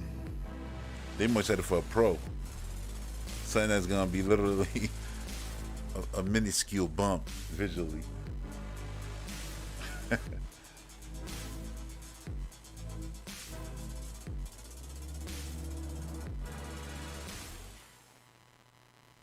You can inherit the heirloom when it lands on PC, Xbox, PlayStation, and Nintendo Switch later this year. Right. Here's a new trailer for Spine, a cinematic gun Spine? brawler where you take down an oppressive regime with That looks like a movie. of a talking backbone. Oh, this is awesome. She killed Tony. Yo, that's sick. She has like a John Wick fighting style almost. It's starting to rain. Don't get your guns wet. Don't get your guns wet.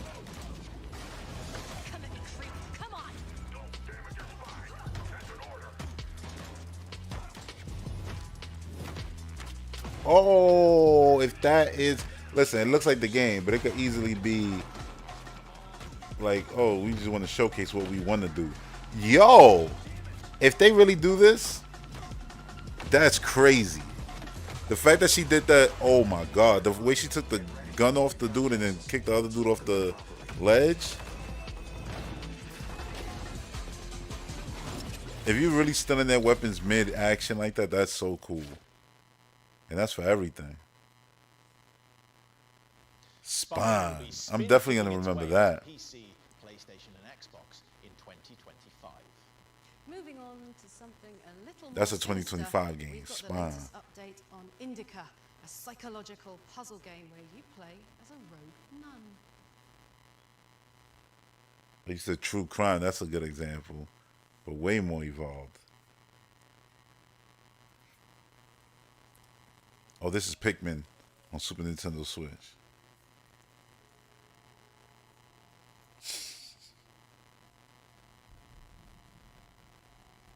Adam and Eve.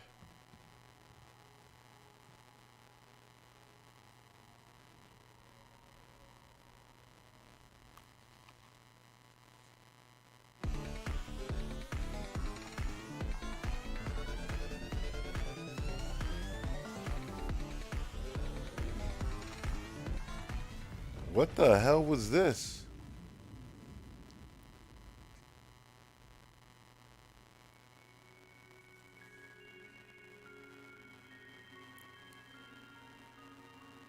Please. Talk to me this one time. How did I go against you? Jack A said, hopefully Xbox reminds Activision that they can make a true crime game. It should.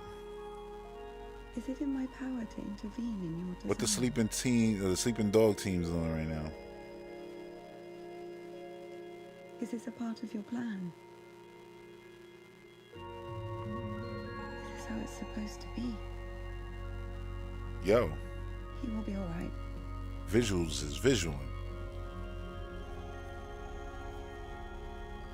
Man, they said we gonna have the I don't know what you call the nun, you know, cloths on their head thing. Like we're gonna put all the budget into that.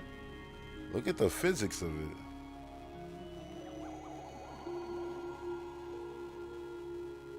Whoa. But he's always behind my shoulder.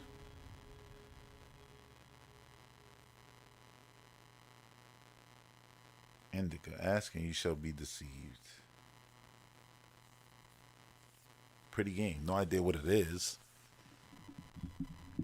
Befriending a demon. Tiefling! Tiefling! How many times do I have to tell you? Ben, it's a tiefling! It's different from a demon! She got the demon Hasn't in her. gone so badly for me. That was Indica, which is coming to PC in Q2 2024. I hate to break it to you, Ben, but this next one is our last trailer. It is a super cool world premiere, though, which takes That already looks cool. That giant bat right there, stabbed in the I'm heart. really sad about this, but somehow Blue I'm blood, feeling snow everywhere. slowly Is that other so statue a bat right there? a new video game to look at. Is it co-op?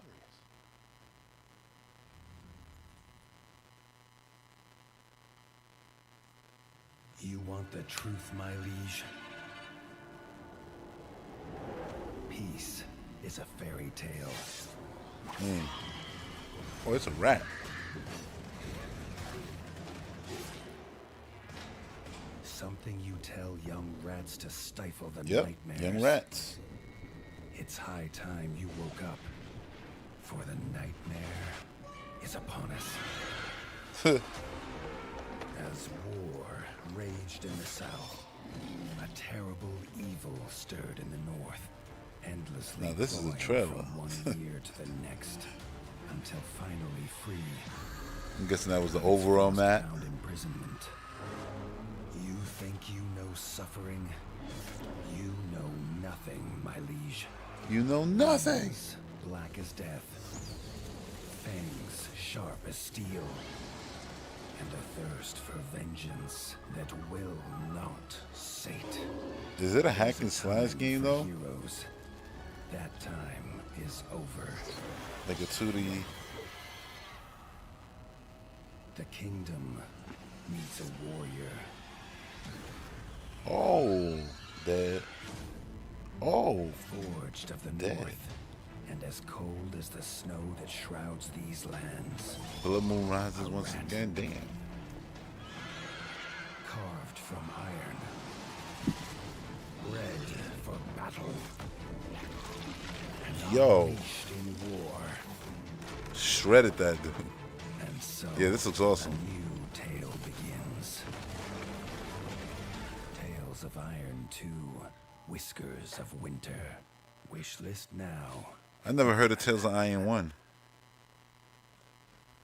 That was your first peek at Rats Tales versus of Bats. Iron 2, Whiskers of Winter, which is coming to PC, So basically, PlayStation 5, PlayStation 4, rat on rat Xbox crime. Series X and Rat S, wings. Xbox One, and Nintendo Switch in 2024. But with that, we will have to bid you all adieu. Sam, I can feel you laughing, smiling. We're about to watch that Marvel trailer now. Nothing, it's just, well, it's not nothing actually. It's not the end of the show, because we have another trailer. It's like a one more thing, you know, all the big showcases do. What's that? Right. And you just kept this to yourself the whole time. You know, we've been emailing about this, and we've been like rehearsing it, and I feel like I'm an idiot. I know, and best of all, it's another world premiere. Gotcha. No, not gotcha, Sam. You've embarrassed me. Gotcha. No, Sam. You embarrassed me. Not gotcha. Not gotcha. Don't go. Oh, gotcha.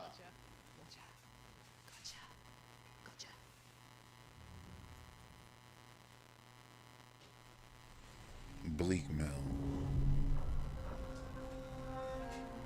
Head up.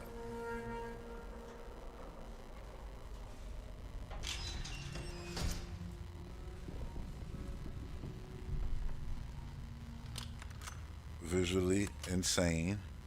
Hey, are you receiving me? Nora, do you read me?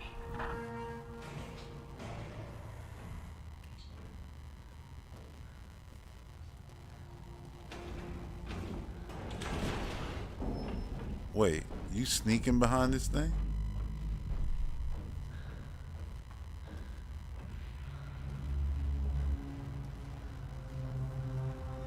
It's bleeding out though, so that's good. Is it an alien? Oh shit, another one's coming. Oh, we're gonna repair it.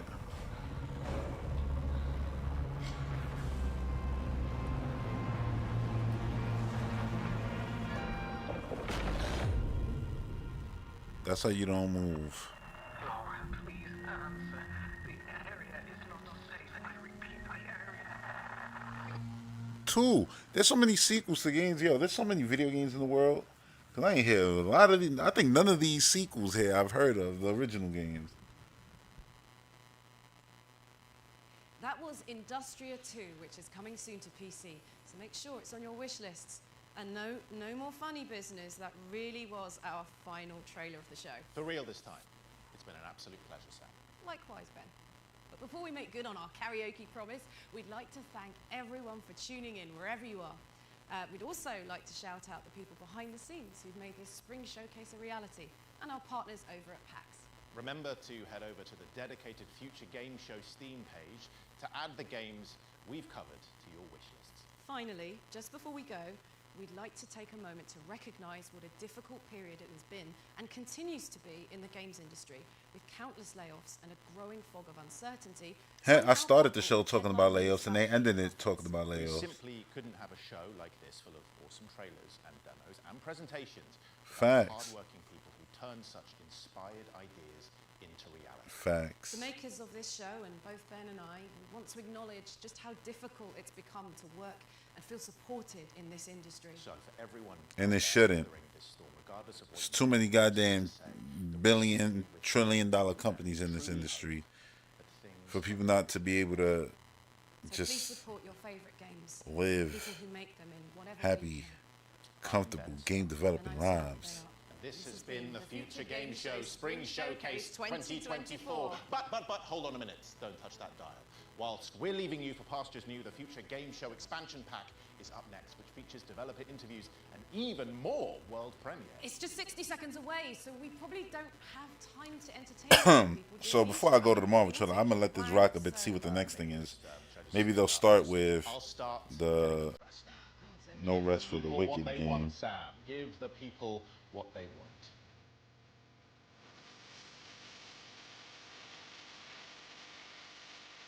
Not a bad way to spend an hour and a half at all. At all.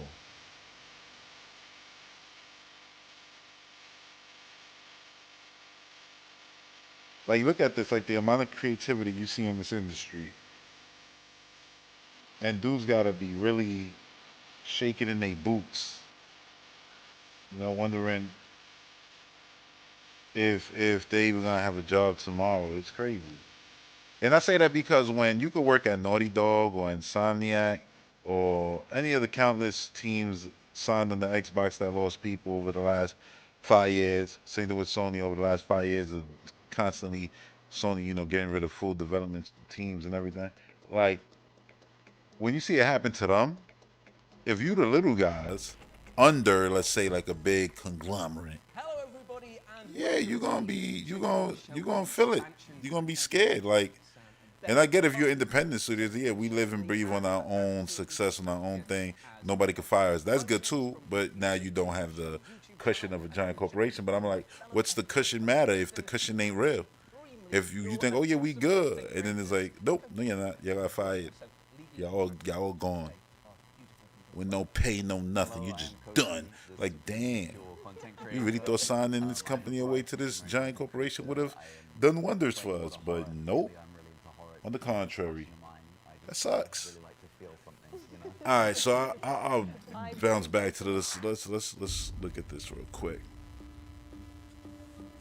By the way, this is the first time I'm watching this trailer in 4K.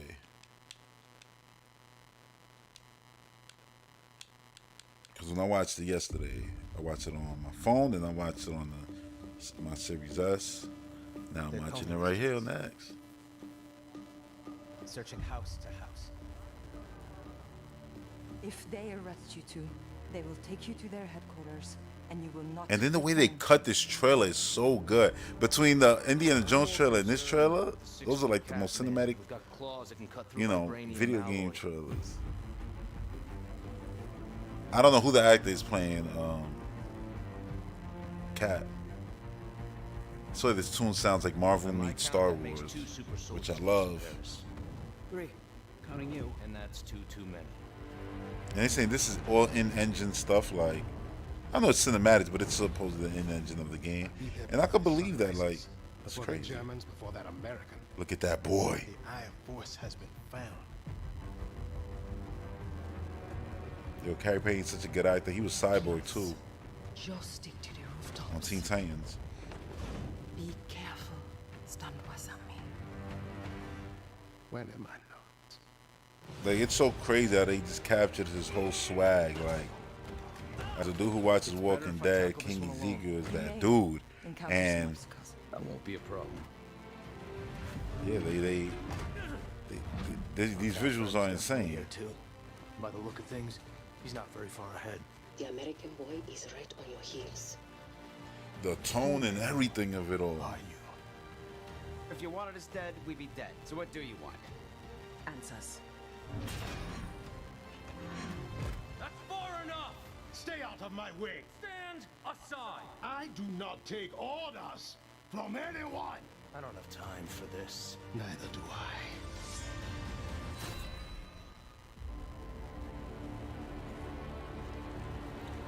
Oh, you said they showed it? Yeah, because I could have sworn this part right here, I saw on Twitter that there was a version of him without the helmet on. And you could see, like, they captured Carrie Payton, the actor, like, perfectly this.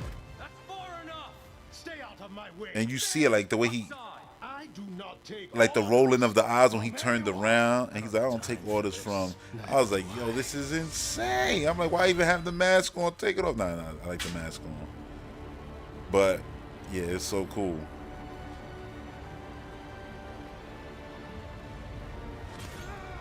And always remember, there's almost guaranteed no way that this game has a bigger budget than Gears of War 6. Probably no game out there. So just imagine what Gears of War 6 is going to look like.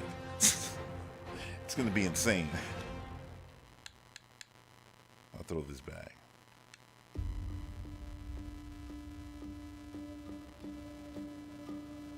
You said it was real time, right? That's what they said. It was real time. That's insane. Searching house to house.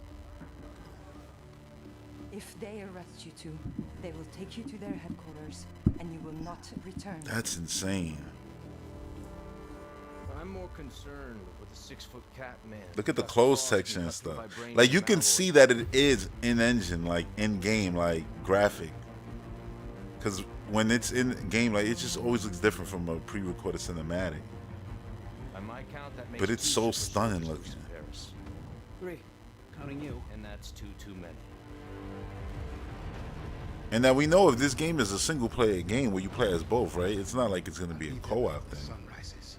Before the Germans, before that American. Look at that. The Eye of Force has been Look at the faces.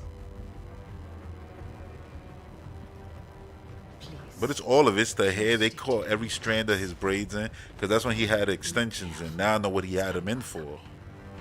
It was a secret role, and it was this. It's better if I tackle this one alone. You may encounter some obstacles. That won't be a problem. Okay, friend. Yo. And then they got the best style Captain America suit to me. The one that actually looks like armor. Who the hell? That's when they changed the suit in the first Avengers movie. I was like, yo, they made Captain America look so bad in Avengers 1. And they never had him wear that suit like that again. This is amazing, man. Stand aside. I do not take all. And this is T'Challa's grandfather. I don't have time for this. Neither do I. Such a well-cut trailer. It's insane.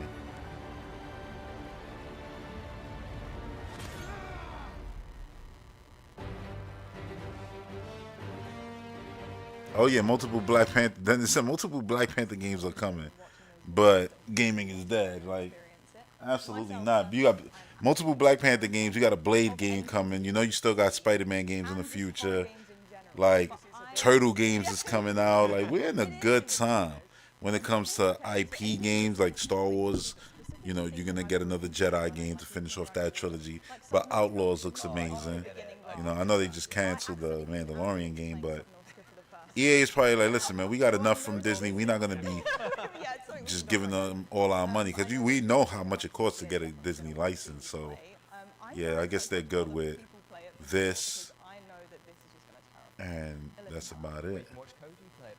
Well, Outlaws is Ubisoft, right? Yeah. Yeah, right. Yeah. Like, there's just a lot of good IP games coming out from everybody. People doing their thing. This game looks so crazy.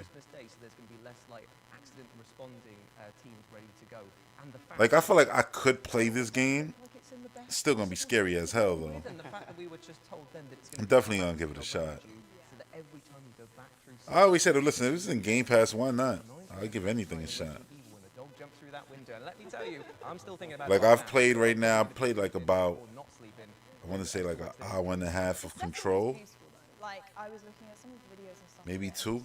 I'm not loving it right now, I'm gonna be honest, but, you know, I don't got all the abilities to get. I just got the dash ability, so I'm assuming it's gonna get better once I get all of her powers. I look at this like still the opening, so I don't want to judge it right now.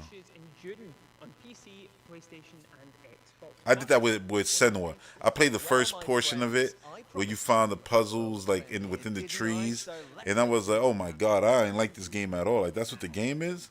This game is mediocre as hell. Like, it's beautiful, but I don't care for it. And then like 6 months later, I was like, let me play the next section of this game, give it a shot. And I just finished the whole game, just fell in love with it. And then when I went through the whole game again, that opening section, I was like, yeah, it was nothing, not worth judging the whole game on Chokeslam. Jesus.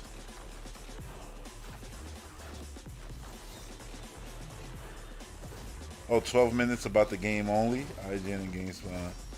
Alright, I'll check that out later.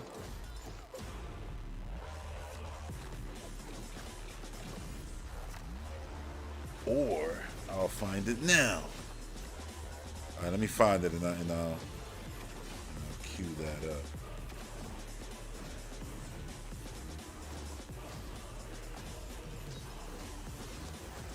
So should I put like Unreal Engine 5? Let's see. Unreal Engine 5. Full presentation. 10 minutes, 1 day ago. I'm gonna assume it's this. I just don't want to. I don't want to steal nobody's content. That's my thing. And is that like a game spot, like specific thing? Oh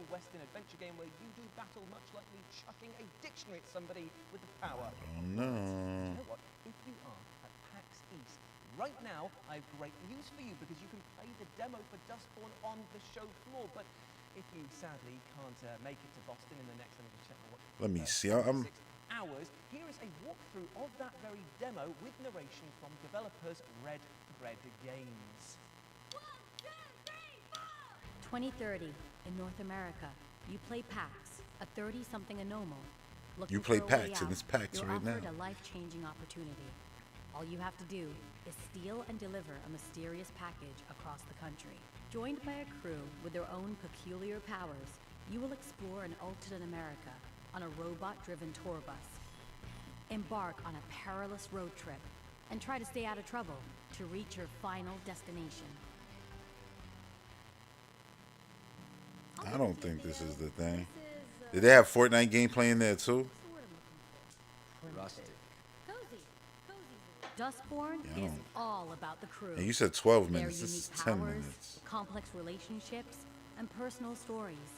The crew grows as you recruit new people along the way, and each of them has a special skill or power that can be of use to PAX. You need to do something.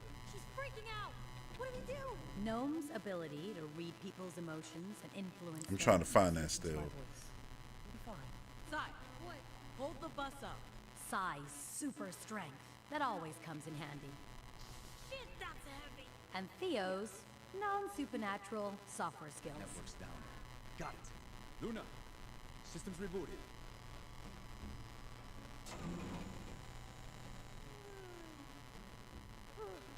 Welcome to the castle. Okay, I see it. I see it. I got it. Alright, I'm gonna throw that in there right now. Hold on. Guys, this trip won't be all butterflies and rainbows. The people you stole the package from, Fuck that. Let's just go. they want it back. She said, fuck that, let's just go. But won't the Republic border guards Oh, wonder thanks why a for the punk rock link. band on a tour bus is being pursued by Puritans? I've been hailed by Justice Border Patrol. I'm required to stop the vehicle. Oh, fuck. We'll soon find out. Good afternoon, officer. Your purpose for entering the Republic? We're a band. A band? Everybody off the bus. What do we even play? We haven't practiced. Whenever you're ready. This is crazy, though. We haven't practiced. Your name? The Dustborn. From official The gigs you're Dustborn. booked for to unexpected border checks. Perform to the best. It's of funny your how many ability games to took the not raise Guitar Hero suspicions by your gameplay travel motives. and just Write put it on a new controller, songs because Fortnite's and doing practice that on the right road to now. maintain your cover. What's great? I think Hi-Fi But Rush road had trips are portions like full that of too. surprises and unexpected encounters, Maybe. and you won't get away without And- picking some fights. So don't forget to pack Now your this baseball has it, but this bat. also has fighting. It's cool. Use vocal powers to talk your way out of hairy situations and call in some of your crew to help you. Leave my friends alone. Stand still. They'll always have your back. As long as you have theirs. Also, it's almost like Guardians of the Galaxy, where they have like extra moves for you to Along the do, way, like supers and allowing stuff you to like that. expand your crew and possibilities. Use your time at the campfire to weave strong This art style is relationships with each of amazing, them. though. Whether it strengthens the They cohesion of the team, did a great job with this. We get to do it together. That's the best part. or hurts it. All right, let me go and watch that thing real quick before No West for the Wicked.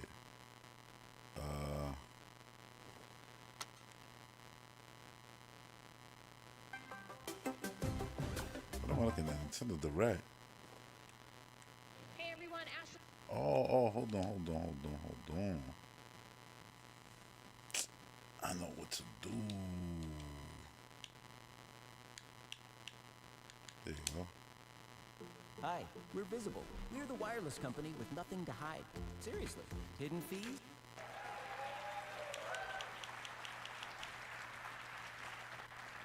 Okay, do you want to hear some more about that? It's my... I'm gonna jump through it though. I want to get to the actual footage. That's what we're here for. Si no fuera una bebida de McDonald's, no harías tanto esfuerzo. So, to create a really immersive game experience, characters and environments have to work together harmoniously. We can't just drop believable characters into a less than convincing world. So we need to start with authentic, densely detailed environments as the setting for our story. And look, because part of our story is set in 1940s occupied Paris, we needed the world to have a really believable and visceral level of detail and grit, as you can see here. So, Roman, why don't we focus on the ground here for a bit? Now look at that. That's an amazing amount of detail. It would have been nearly impossible to get something this complex to run in real time without the new features in 5.4. So, Kim, let's talk about some of the levels of detail that we're seeing here. Sure. So, we're talking about Nanite's new adaptive tessellation feature. So, whilst Nanite lets you create environments like you're seeing here of this is stuff that if you got a PC, you'll be able to take advantage of.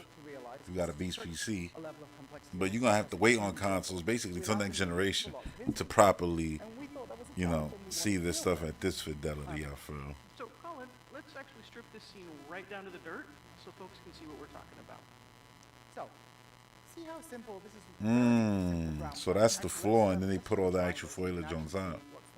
Just a few hundred triangles. We'll pop it back to the beauty render view. But with this new dynamic tessellation capability, we can actually display. Oh, 5.4. This one comes out next month. That's it. New three-dimensional geometry. I like how they always like put them out right after GDC. It's almost like they do a showcase for the developers, like a little E3 for the developers. So instead of me trying to explain it, let's get Colin to show the magic, and let's see a transformation of this space. This technique allows you to see an unprecedented level of geometric detail, but it's also memory efficient and can be changed dynamically in the runtime of your game. So things like put some water in there, or even supernatural effects, if you want them, can be visualized. And just to show how this simple geometry has now been. And I'm glad that Amy Hennig is getting her just due, you know, because she got done dirty, right? Like she got fired and all that after 20 years of service of making some giant IP for Sony. And EA, I like the way, from what I've seen everywhere posted from official channels, it was Amy Hennig's Marvel's 1943, blah, blah, blah, whatever the title was of the game. And I was like, that's awesome. Yeah, Rise of Hydra. Pile of objects on the left over there, for example. And Colin, while we do, can you kill those headlights for me? You saw that ray tracing from the headlights? Okay. Insane. So imagine our challenge. We're trying to authentically recreate a harsh winter in occupied Paris. That means every prop, every object, every detail, every rooftop needs to be... Let's get to the faces. It's going to be great. With McCormick. It'll be raining cats and dogs again. Time to waterproof with Gorilla. Waterproof with Gorilla? Yeah! Gorilla? Casting shadows onto the world, but also itself. These volumetrics can also mix with more... Oh, the smoke reflection right there on the car, on the ground. It's pretty crazy. You can do it. It all works in a unified way. You can run the simulation. And that's due to the spotlights. That's it. Natively, if you want.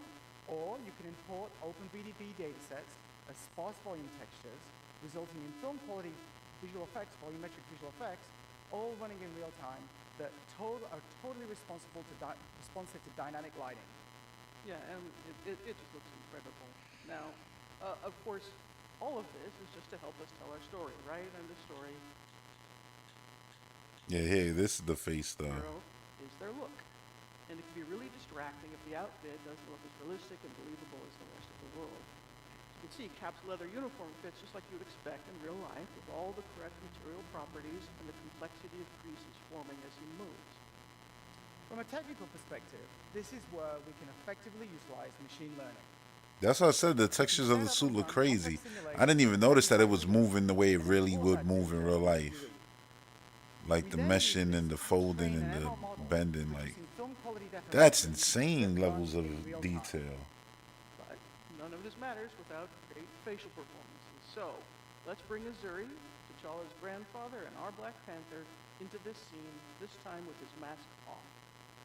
But I know who you are, Captain America's hero, dancing around in red, white, and blue That's underwear. insane. That shield that you hide behind does not belong to you. You are unworthy of it. You gotta understand, that's him 1-to-1. That's him. That's him. Why don't you go in really close and really show Look us at about that. the detail that we have in these models. It's That's insane, down to the teeth. It's essential for us to retain every nuance of the outstanding performance that our actor, Kari Payton, brought to Azuri's character. What you just saw there were untouched metahuman animator solves. So working with the metahuman process, we've been able to honor our amazing actor performances and faithfully transform them into equally powerful digital performances. Now, of course, it all starts with the actor's talent, and we're fortunate to have two of our cast with us in the audience today. So I'd like to introduce Drew Moorline, who plays Captain America. Okay, that's Captain America. He looks just like him too.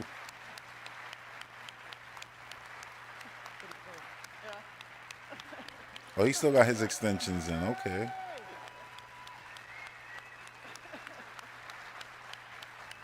And Kari Payton, our Black Panther. See, they hug. They're friends. They're not really fighting. It's all good. And of course, I want to take this opportunity to thank them and the rest of our wonderful cast for going on this incredibly crazy journey with us. And now, as a special treat, And they said that she's gonna be running everything, like not everything, but a lot of stuff over there at EA now. I said, yeah, this is the just due that she deserves, because she done put in work in this industry. She a name that shouldn't be able to just be replaced. Like, it's not a replaceable person. You know what I mean? So, big. This is what I saw on Twitter. Yours is not the only business here. Look at the eye roll right here. That, like, dude, that's so perfect. Let me throw it back. Like, that is insane. Like, he does that on Walking Dead all the time. Right here. You see the thing? Like, he blinked twice. Like, he was just peeved by what he said. Turn around, boy. Go home. Yo, video games. I can't believe this. His walk and everything. That's literally his walk. He's done that walk 1,000 times on Walking Dead. That shield that you hide behind does not Does belong not to belong you. to you. You are unworthy of it. I don't have time for this. It's crazy that it looks like that, and they chose to still have his mask on in the trailer. And I get it in the final game, because it's like, yo, you would have your face covered right now. You in enemy territory. That taking off your helmet stuff is so annoying. But that was amazing. And just to show there's no cheating going on, hey, Colin, can you show the editor and the sequence, the timelines? So it really is running on Unreal Engine. we don't cheat. Yeah. Wow.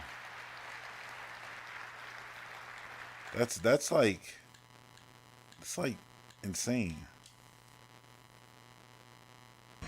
That's far enough. I'm here on the business of the United States government. Yours is not the only business here. Stay out of my way. Stand aside. I do not take orders from anyone. Turn around, boy. Go home. Look, pal, I don't know who you are. But I know who you are. Captain America's hero, dancing around in red, white, and blue underwear. Says the man dressed like He looked him up and down. America's hero, dancing around in red, white, and blue underwear. You are unworthy of it. I don't have time for this. Neither do I. Love it. This is what I want to see. I'd rather see like Hollywood actors come this way than seeing the industry go that way. Like, for example, Jack, you know, you got some comments there about Neil Druckmann. I'm not mad at him for going and getting his money in Hollywood, you know, too. But it's like, I'd rather bring it to this medium. We don't cheat. Because when done right, it could just be something special. like the Fable actress, like seeing her in the game and the actors, that whole thing was amazing too. That's another amazing trailer. Storytelling, the action, I can't wait. It's gonna be so. This is Back to Future game show. You what? But I'm not gonna pause it. I'm gonna just back out of that right there. I'm not gonna say we're not gonna come back to it. Maybe we will, maybe we won't. But what I wanted to do now, real quick, I want to talk about the evolution of one.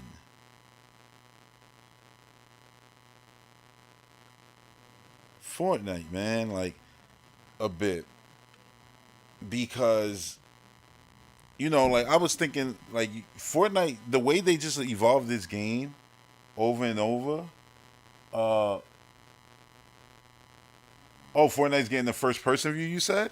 That's awesome. Green Tea, like that's really awesome if they do it. I'll definitely try it for sure. Especially if you see the arms, like when you jump up on ledges and stuff in first person, that'll be cool. But yeah, the evolution of Fortnite. Look at us dancing right here together.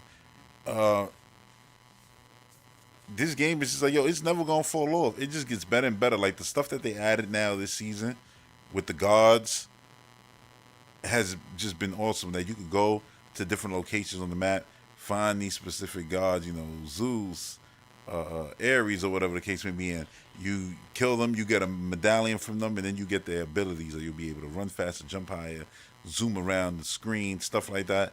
Like they just add layers on layers on layers to the already established good foundation that they have. And that's why no matter what comes out, no matter what new is introduced, it's like this is always going to put people back in because you already like the foundation of what the game is. But then when they, you know, throw that extra sauce on it of, oh yeah, look, now there's this new thing. Come back, check it out. It's like, it's awesome.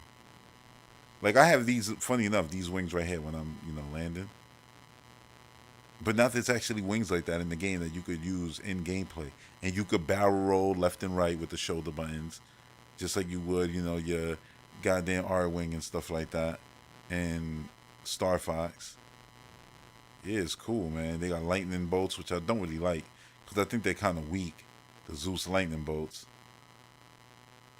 But yeah, and then visually, like, a lot of the stuff that you see at these, you know, Unreal Engine shows, Fortnite is the game really showcasing them in actual, you know, retail conversation. Like, yeah, what's a game that you can actually get and play right now that's out there and it's using nanite and all of this other stuff that, you know, Epic has been hyping for a while now. And it's like, well, Fortnite, it's right there. You know? And this gameplay actually, this is not even Series X gameplay. This is Series S gameplay. Because I captured this on Series S. And while they look super close, it's still a difference. Like, you look at Fortnite maxed out on like a 4090, which is not the card I'm gonna have, by the way. That card is crazy, but I'm going with a 4070 Super. Yeah, 4070 Super. Cause I know you got the 4070 Ti Super. I'm like, that's just like a couple $100 more expensive, and the difference is, I mean, minimal, super minimal. So yeah,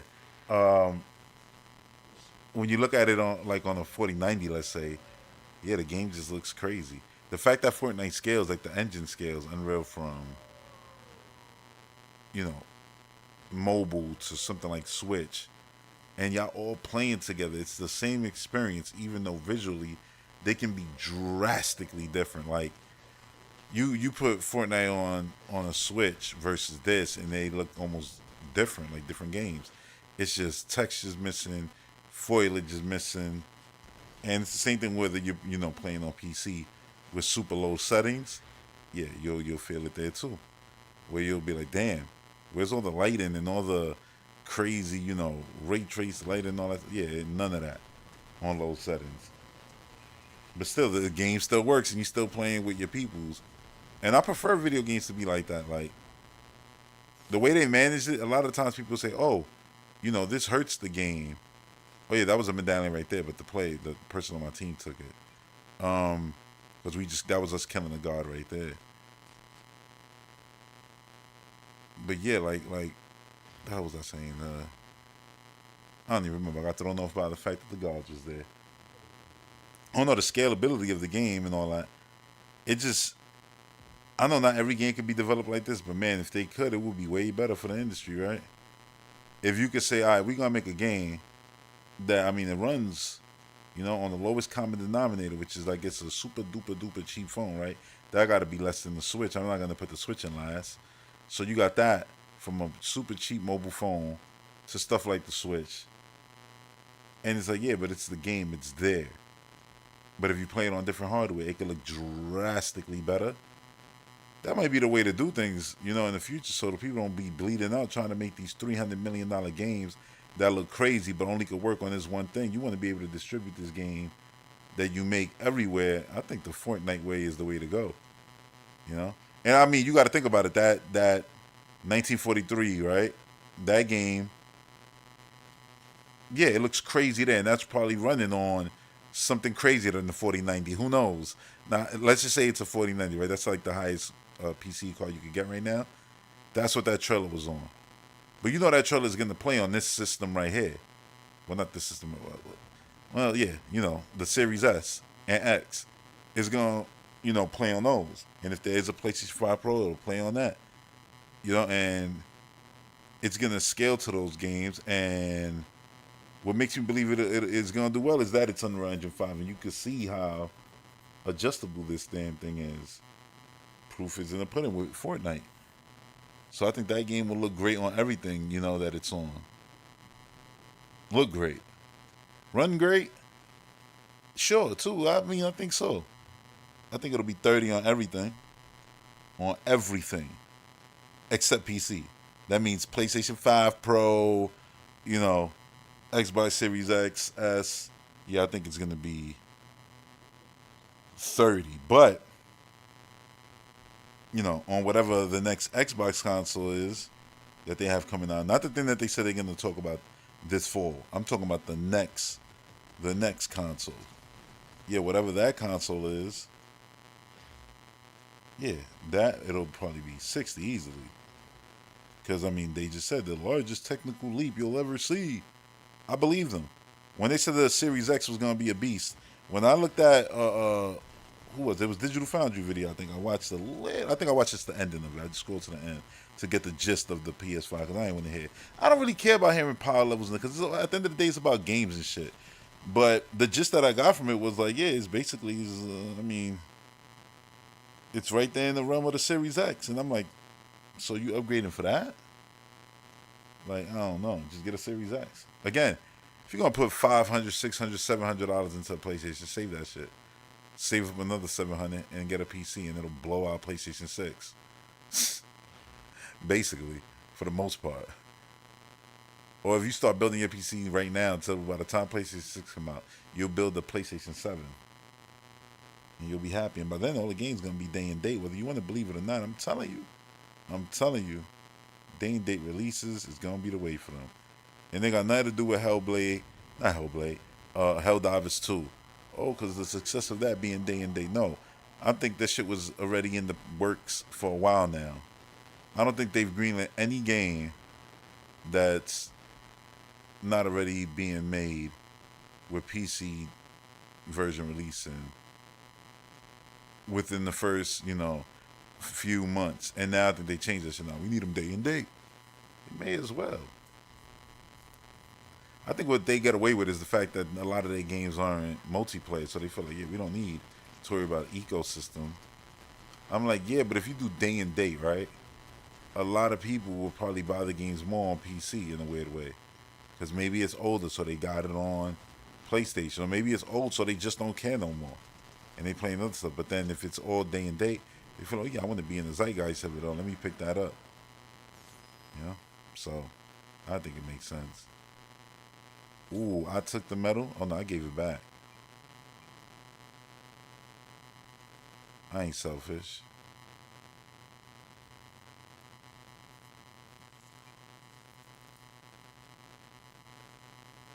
Sharing is caring, man. See? I said that. I forgot I even did that. I'm over here giving health. They giving ammo. That's the way you're supposed to play. And this is me playing with randoms. I actually think I added a few of these people after the match.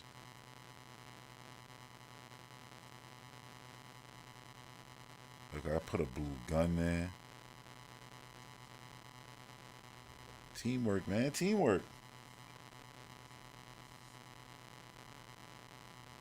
But yeah. I just love how, like, Fortnite, every time I'm like, yeah, how they gonna top the next, you know, like, how the next season gonna top what they just introduced this season? And they managed to find a way. And yeah, I love the world that they built for this season. But I just love the abilities. Like, look at that, me zipping around. You see, I got one more zoom. That's like a little spirit right there that you get from the green water. Then you got these bunkers, and with these bunkers you could go in there, and when you go in there, you know, you're gonna have, these were just added for you to get perks, these little, you know, shells, whatever.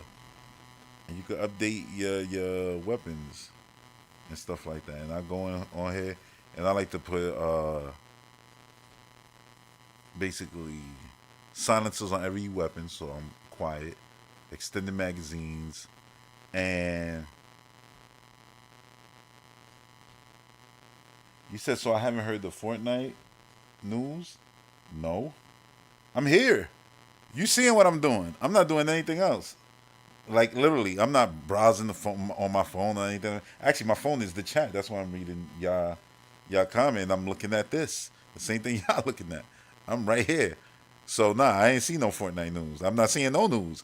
I'm speaking about, now you telling me I'm speaking about old news. Now, let me know what the news is. The humans used in Marvel 1943 are called metahumans. Well, metahumans are actually what they call mutants in the DC universe, funny enough. But, yeah, it's a cool name.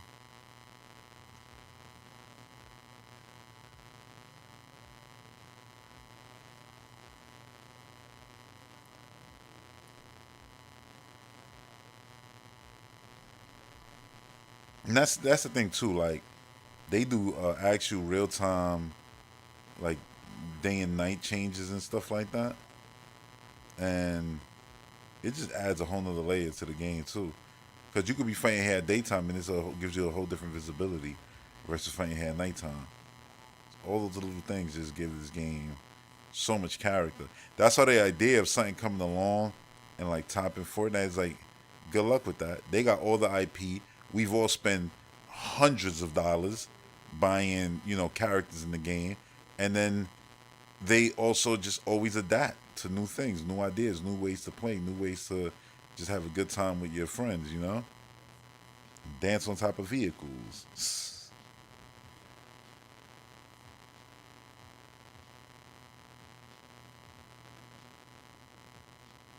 Oh, they're going to be added to Fortnite Crew? That's cool.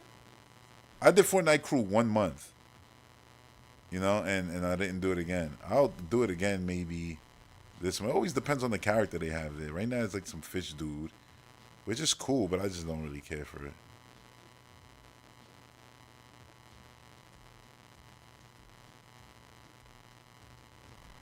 But yeah, this month I would say I put in like, I don't know, $10. No, I'm lying. Like $20 into Fortnite. I should say this season, not even this month. This season. No, I'm lying. If it's this season, that counts the Turtles. I put way more than that. Sheesh.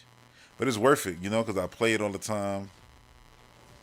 It's just mad fun. It's like the social experience game. It's the metaverse game, the real metaverse. You go ahead, you do your Lego building. You could do your battle royale regular with building. You could do zero build, which is this right here, which is my main mode. Yeah, it's a lot. You got the racing mode, the music mode, which is like Guitar Hero. They're selling guitars for that now, which is crazy.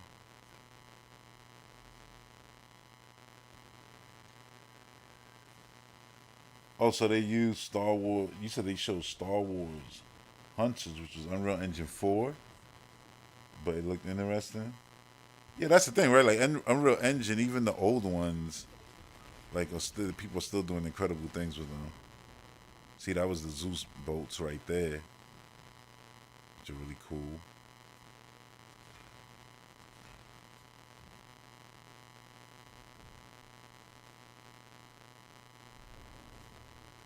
And that's the thing too. They changed the gameplay of the way you move when they added the parkour, leaping over stuff, the faster run. All that stuff is cool as hell.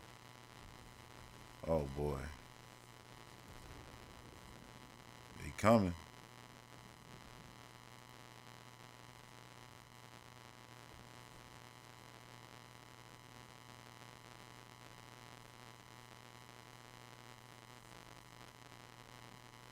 I think I'm trying to figure out where they at right now.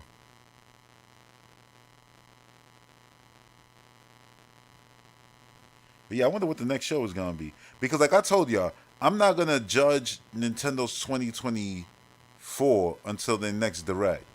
We don't know nothing until the next direct. I know everybody believes into these rumors that they canceled the console releasing this year and all that. I don't go off rumors. I go off of my own feels. And I feel if they next show is just a show with some mediocre games in it and nothing about the next console is announced. Because remember, we about to, like right now they ain't saying nothing. They still, this is right now Nintendo's still on 2023 time. You know what I'm saying? And 2024, 5, that starts for them, and that's crazy. That starts for them in April, right? March 31st is the end of the physical year. So I could see them then being like, yeah, all right, let's announce that we're gonna announce something, or tease something, like something official, Until like I just feel like until the next direct, I ain't judging their 2024 lineup. Like I know everybody already thinking, oh yeah, this is gonna be the worst thing ever. We'll see. I ain't judging.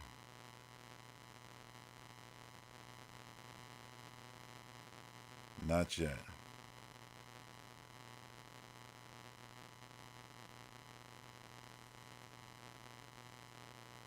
Like, yeah, it's crazy how people talk so definitively about like the Nintendo Switch successor, PlayStation Pro, based off rumors.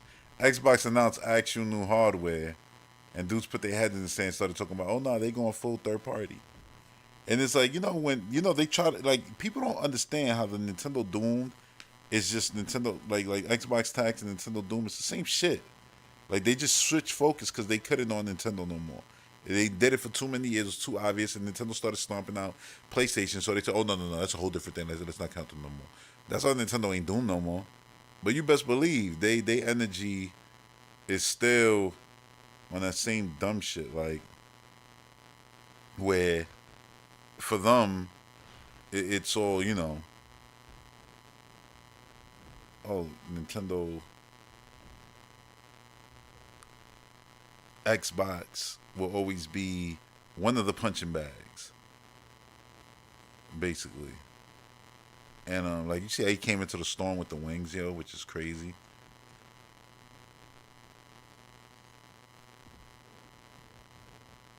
Just to get us, just to revive us, well, to get me to revive me, which is wild.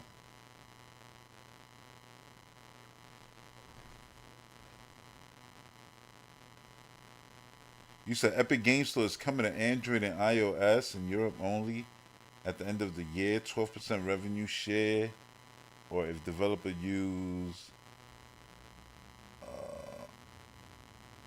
own in-app payment system, they keep 100%.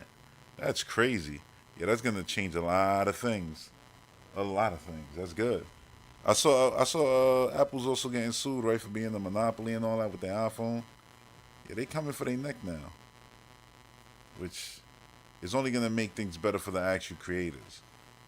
Having monopolies, having people just sitting there taking mad shares of your revenue because they're the only ball game is always gonna be whack. I'm never gonna side with the corporation. I'm always gonna side with the developers getting what they deserve, because at the end of the day, they put out the hard work. You know what I'm saying? It's like, I look at it like the app stores are like a bridge. But you got to have your own car. You got to work to have that car. You got to load the car with the supplies and all the stuff that you're going to take across their bridge. And then when you get across their bridge, they'll be like, all right, we got to take a half of that. So the food you bought and all the stuff, and then, yeah, we got to take some of that. And now you could go home. You know what I mean? It's like, wait, just because I used your bridge? Like, it's not enough that I had to pay all kinds of shit just to even use your bridge. I needed to, pay a fee to cross it or whatever the case may be. And you still going in my pockets and taking from me? Like, how does that make sense? And I get it. Oh, it's distribution. They give you a giant platform with giant people. Yeah, but it's not real when it's forced and there's only 2 people in town. Like, let everybody play. Let's see what the actual market becomes. Let's see how everybody eats off of it, the industry. And I think this actually gives, developers now the option to be like, all right, let's make our own storefront, Let's see how it goes getting 100% of the shares. If you see that, oh yeah, it's not working out, let's go the other way, then you lose nothing. You get the option to actually, try different things and not it be so rigid where it's like, oh yeah, it's Apple way or Android way, the Google way or the highway. Like, nah.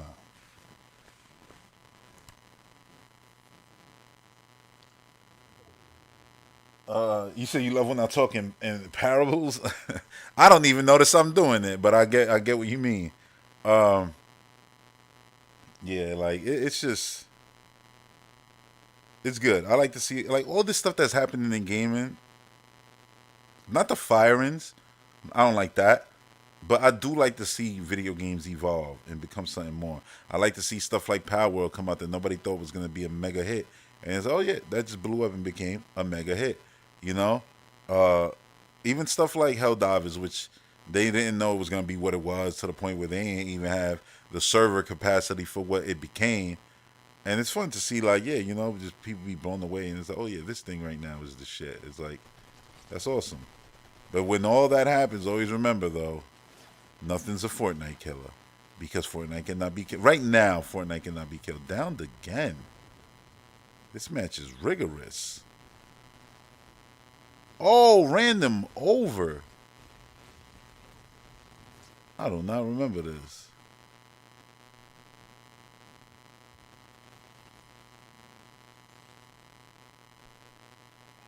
You got a crown back. That's hilarious. Oh, no. I remember this now. I remember this. I remember how it ends, put it like that. I didn't remember everything between. But yeah.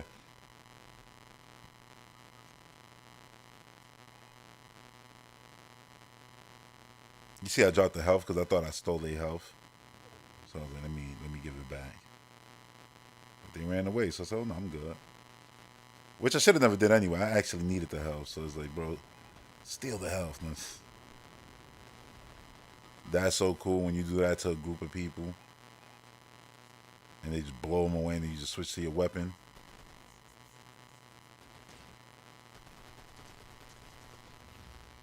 And victory.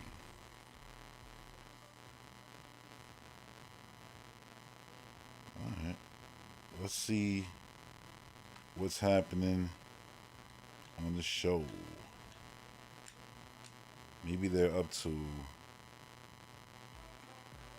Oh no, it ended. That's it. It ended in the same way this is about to end. Oh,